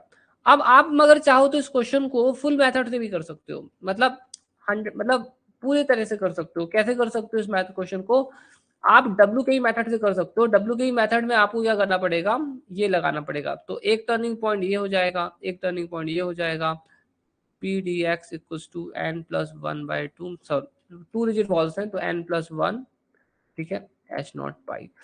आप इससे भी कर सकते हो, है ना। तो मैं ये जो सॉल्यूशन है आपको होमवर्क में दे दूंगा, तो आपका जो सॉल्यूशन होम असाइनमेंट्स में दिख जाएगा आपको, ठीक है। मैं नहीं कर रहा हूँ डिटेल में, तो I am not going doing it in detail, ठीक है। बट अगर आप लोग इंटरेस्टेड हैं एग्जैक्ट सॉल्यूशन के लिए, तो आप देख सकते हैं, और मेरे ख्याल से आपको देखना भी चाहिए, है ना, वैसे भी देखना चाहिए, इससे नॉलेज आपका बढ़ेगा। बच्चों अब मैं अपने एकदम लास्ट पॉइंट पर आ चुका हूँ, इसके बाद डब्ल्यू के भी पूरी तरह से खत्म हो जाएगा।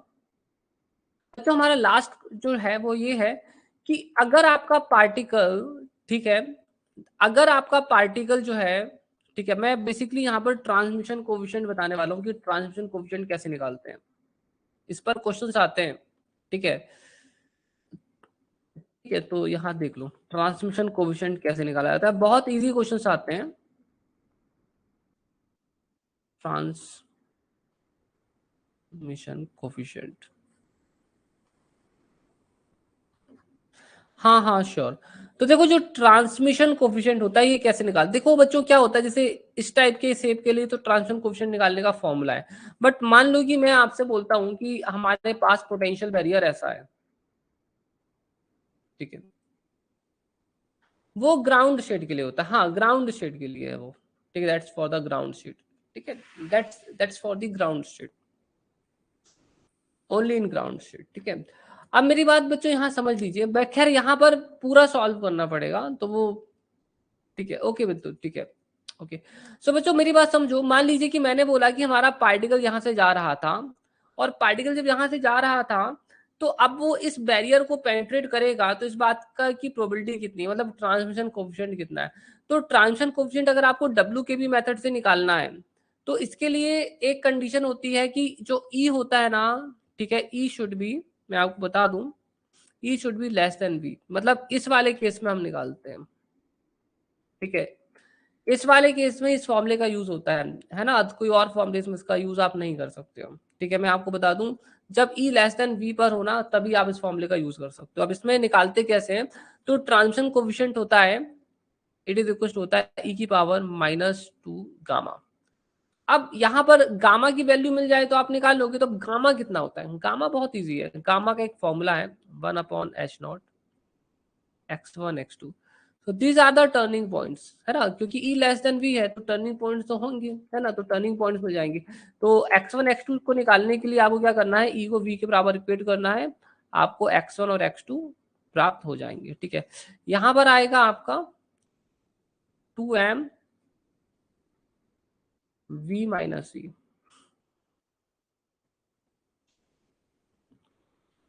dx, ठीक है, बस इतना ही है। आपको क्या करना है, अगर आपको कभी ट्रांसमिशन कोएफिशिएंट निकालना है, तो आप पहले ये देखिए कि ई लेस देन वी दिया है या नहीं दिया। अगर ई लेस देन वी दिया है तो डब्ल्यू की मेथड लग जाएगी, और ऐसे केस में आप क्या करोगे, ई को वी के बराबर इक्वेट करके पहले टर्निंग पॉइंट्स निकाल लोगे। एक बार टर्निंग पॉइंट्स मिल जाते हैं तो इससे आप गामा निकाल लोगे, एक बार गामा मिल गया तो वैल्यू पुट कर देना, आंसर आ जाएगा। इस पर मैं आप लोगों को अभी तो क्वेश्चंस नहीं करा रहा हूँ, क्योंकि थोड़ा सा सॉल्व करना भी पड़ता है इसमें, ठीक है, क्योंकि इंटीग्रेशन है तो you have to solve a bit. तो ये इसके जो रिलेटेड क्वेश्चंस हैं वो मैं असाइनमेंट्स में डाल दूंगा आपको, वो आपको मिल जाएंगे असाइनमेंट से, ठीक है। तो बस बच्चों आज की क्लास यहीं तक है, ठीक है। आज जो असाइनमेंट्स दूंगा वो कर लेना, और डब्ल्यू के भी मेथड आपका आज खत्म हो जाता है यहाँ पर। नेक्स्ट क्लास में हम लोग वेरिएशनल मेथड करेंगे, और वेरिएशनल मेथड के बाद सिर्फ एक और इम्पोर्टेंट चैप्टर बचेगा, वो है स्कैटरिंग, जो 2 दिन के अंदर हम करा देंगे आपको, 2 या 3 दिन में, और उसके बाद आपकी क्वांटम मैकेनिक्स ऑलमोस्ट खत्म है। रिलेटिविस्टिक क्वांटम मैकेनिक्स भी मैं उसके बाद कराऊंगा, एक दिन में लगेगा उसमें। बाकी रिलेटिविस्टिक क्वांटम मैकेनिक्स से ज्यादा क्वेश्चंस आते नहीं है, बट हम करा देंगे, ठीक है। ओके, फिर उसके बाद कुछ एक्स्ट्रा क्लासेस ले लेंगे कुछ इंपॉर्टेंट टॉपिक्स के ऊपर, ठीक है। ओके बच्चों, तो आई होप सो, ठीक है, सभी लोगों को क्लियर है, ठीक है। अब आप लोग के जो डाउट्स है ना, तो हैंड रेस कर लो, ठीक है, क्योंकि आप लोग बोल रहे हैं जयश्री, विद्युत, ठीक है। हाँ हाँ, कल की छुट्टी है, मतलब परसों, कल मतलब परसों। हाँ, क्लीन गॉर्डन और डिराक इक्वेशन में पढ़ाऊंगा, that I will teach. Relativistic quantum mechanics में आता है वो मैं कराऊंगा आपको। हाँ, तो आप हैंड रेस कर लेना, ठीक है बच्चों, जिन जिन लोगों को डाउट्स है ना, आप लोग हैंड रेस कर लो।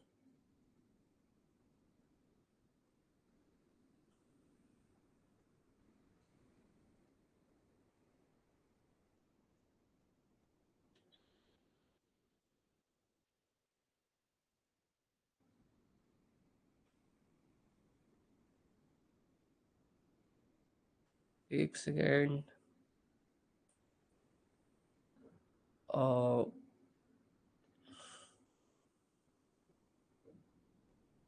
मिनट। जयश्री, हाँ जयश्री बताओ। हेलो। हाँ हाँ बोलिए जयश्री।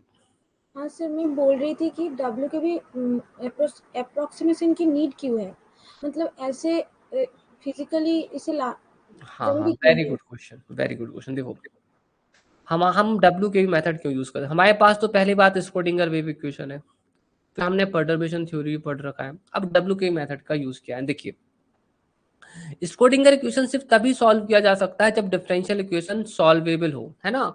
अगर आपका हमेशा आप स्क्रोडिंगर इक्वेशन सॉल्व नहीं कर सकते, ये बात आप जानते होंगे कि सिर्फ हाइड्रोजन एटम तक ही आप स्क्रोडिंगर इक्वेशन को एग्जैक्टली सॉल्व कर सकते हो, उसके आगे नहीं कर सकते। ज्यादा कॉम्प्लिकेटेड पोटेंशियल पर स्क्रोडिंगर इक्वेशन सॉल्व नहीं होता है, ठीक है। जी आपको सर। मालूम है कि v इक्वल्स टू के एक्स स्क्वायर या v इक्वल्स टू 1/r पर ही इतना कॉम्प्लिकेशन बढ़ जाता है कि इसे सॉल्व करते करते हालत खराब हो जाती है, ठीक है। अब पर्टर्बेशन थ्योरी का सीन क्या है? पर्टर्बेशन थ्योरी में हम जो एनर्जी निकालते हैं, उसके लिए हमें सिस्टम की पहले से अनपर्टर्बेटेड एनर्जी पता होनी चाहिए। Got it? जी सर। तभी हम इससे एनर्जी निकाल सकते हैं, है ना। Then only we can find the energy. क्योंकि हम तो सिर्फ इसमें करेक्शंस फाइंड कर रहे हैं, हम एग्जैक्ट एनर्जी तो नहीं निकाल रहे हैं, है ना। हमको जब तक अनपर्टर्बेटेड एनर्जी नहीं मालूम होगी, हम नहीं कर सकते। और वैसे भी अगर हमें फर्स्ट ऑर्डर करेक्शन निकालना भी है, तो हमें अनपर्टर्बेटेड वेव फंक्शन पता होने चाहिए, है ना। जब भी तभी हम सॉल्व कर सकते हैं। तो इसका मतलब ये है कि जो पर्टर्बेशन थ्योरी है वो हम तभी यूज कर सकते हैं, we can use the perturbation theory only when we already know the unperturbed system, है ना। जब हमें अनपर्टर्बेटेड सिस्टम मतलब अनपर्टर्बेटेड हैमिल्टोनियन का एनर्जी, ठीक है, और उसका वेव फंक्शन पहले से ही पता हो, तभी हम पर्टर्बेशन थ्योरी यूज कर सकते हैं। साथ ही पर पर्टर्बेशन शुड बी स्मॉल, है ना, it should be so small that higher order corrections are zero, ठीक है। ओके, अब डब्ल्यू के बी मेथड का यूज क्या है?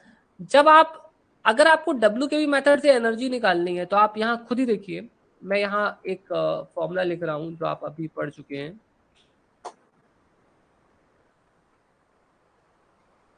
आप खुद ही देखिए कि अगर आपको यहाँ पर, ठीक है, अगर आपको इससे एनर्जी निकालनी हो, तो क्या आपको वेव फंक्शन की जरूरत है?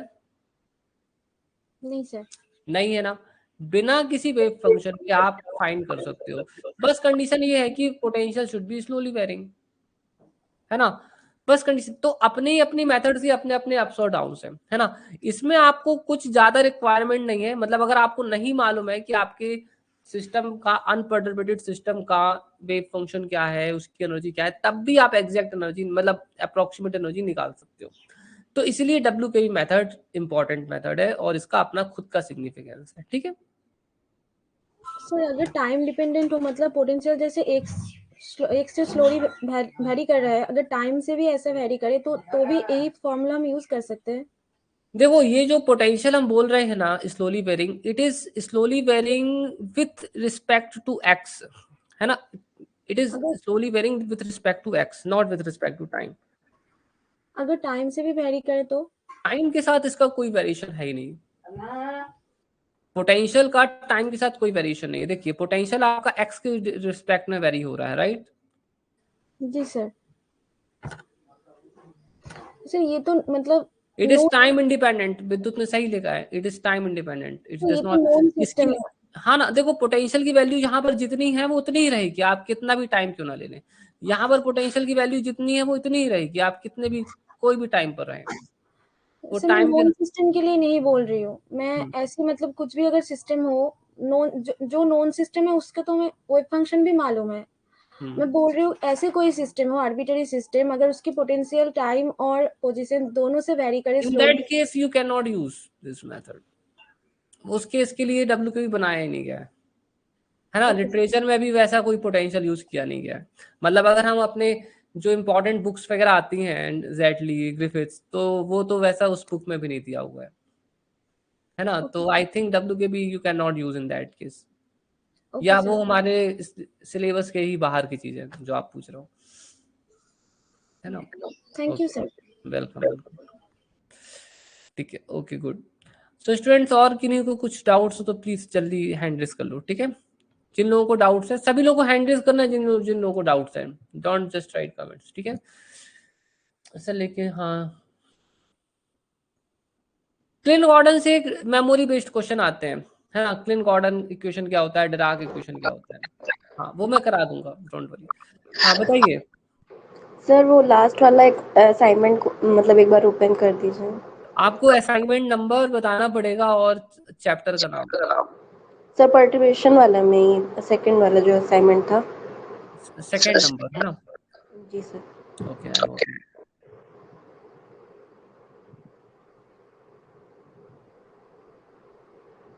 पेज नंबर याद है आपको? सर वो स्टार्टिंग में ही क्वेश्चन था। ठीक है, बहुत सारे पेजेस हैं, 232 पेजेस हैं। अब देखिए पहला क्वेश्चन तो ये था, ठीक है, हमेशा पेज नंबर नोट कर लें, है ना। देखो ये दूसरा क्वेश्चन ये है, वाला सेकंड वाला क्वेश्चन। ठीक है। सेकंड क्वेश्चन है ये वाला, यस सर। सर इसका सॉल्यूशन एक्सप्लेन कर दीजिए। इसका यस सर। देखो इसमें क्या है ना, आपको 2D स्क्वायर बॉक्स दिया है, ठीक है, और उसका वेव फंक्शन भी दिया है। तो इसका जो वेव फंक्शन उन्होंने लिख तो ऐसे दिया है, बट हम तो जानते हैं कि वेव फंक्शन इनका होता है कैसे है, ठीक है। तो इसका वेव फंक्शन होता है साई n1x, है ना, और साई n2y, है ना, ऐसे लिख सकते हैं इसे, यस सर।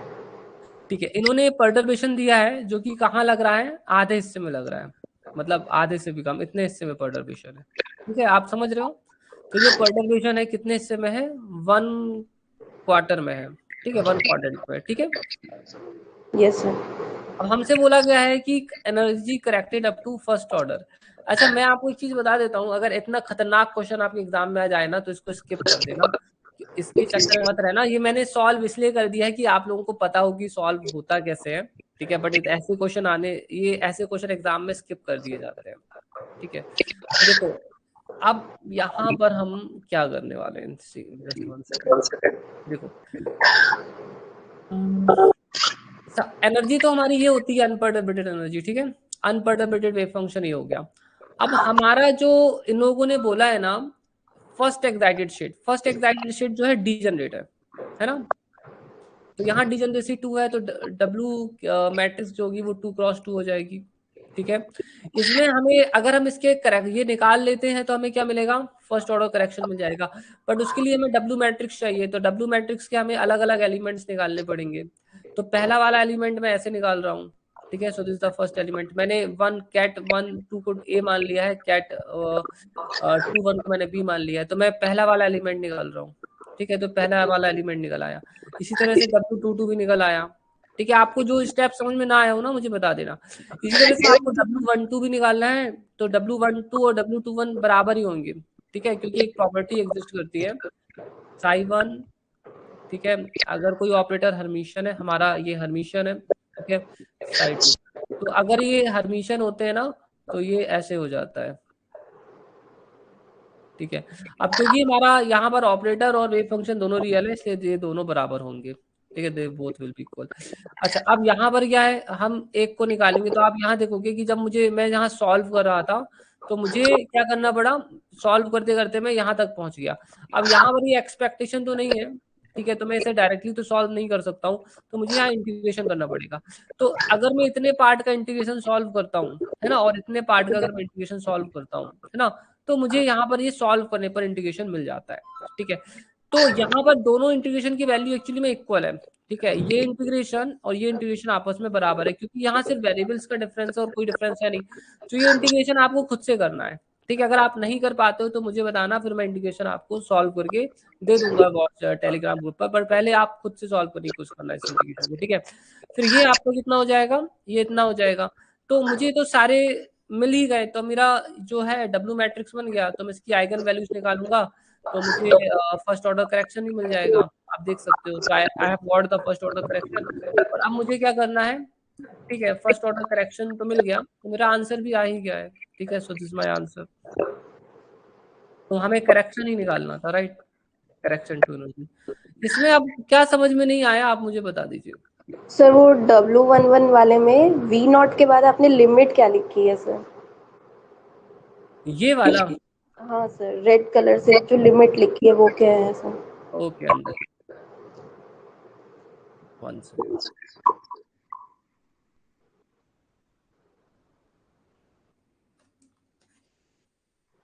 W11, ठीक है, मैं यहाँ लिखता हूँ। W11 हमारा क्या है, 1 2 परटर्बेशन 1 2, राइट, इतना ही था। Yes sir. यहाँ पर हमारा 1 2 है क्या, Sai 1 x and Sai 2 y, यही है। ये वाला x है और ये वाला y है, राइट, ठीक है, इतना ही है। Did you understood that? Yes sir. अब परटर्बेशन आपको क्या दिया गया है, V0 दिया गया है ना, परटर्बेशन इज V0 और 1 2। अब आपका जो V0 है इसका रेंज कितना दिया गया है, 0 से लेकर a के बीच में है, मतलब हाफ ऑफ द वेल में है, ठीक है, a/2 में। तो अगर अब मैं यहाँ पर करता हूं तो ये एक्सपेक्टेशन तो नहीं बनेगा। अब मैं यहाँ से देखो V0 तो बाहर आ जाएगा, ठीक है, अंदर बचेगा 1 2, ठीक है, एंड 1 2। अब यहाँ पर ये इंटीग्रेशन जो है ना वो 0 से लेकर a के बीच में नहीं है, ये इंटीग्रेशन दरअसल क्या है, 0 से लेकर a/2 के बीच में है, क्योंकि आप देख सकते हो परटर्बेशन किस लिमिट्स में एग्जिस्ट करता है। तो जब मैं इसे सॉल्व करूंगा ना, 1 1, ठीक है, एंड 2 2, तो ये जो होगा ना, ये जो इंटीग्रेशन होगा इसकी लिमिट पता है क्या होगी, इसकी लिमिट इंटीग्रेशन की होगी 0 से लेकर a/2, ठीक है। Are you getting it? Yes sir. ये हो जाएगा 0 से लेकर a/2 Sai 1 mod square dx, 0 से लेकर a/2 Sai 2 mod square dx, ठीक है। तो ये पार्टिकल को left half of the well में फाइंड करने की प्रोबेबिलिटी होती है 1D बॉक्स की। सो 1/2, this is also probability to find the particle left half of the well, 1/2। so ये आ गया V0/4। Got it? ठीक है सर, समझ गया। ऐसे ही करना है ना, ऐसा ही है। ओके, ठीक है, गुड गुड। और जिन लोगों का हैंड रेज है बच्चों, मुझे जल्दी जल्दी बताओ, जिन लोगों को और जो भी डाउट्स है please ask to me quickly, okay. Welcome Shreya, ठीक है। आई थिंक और कोई डाउट नहीं है, किसी को हैंड रेज करना है बच्चों, कर लो अभी।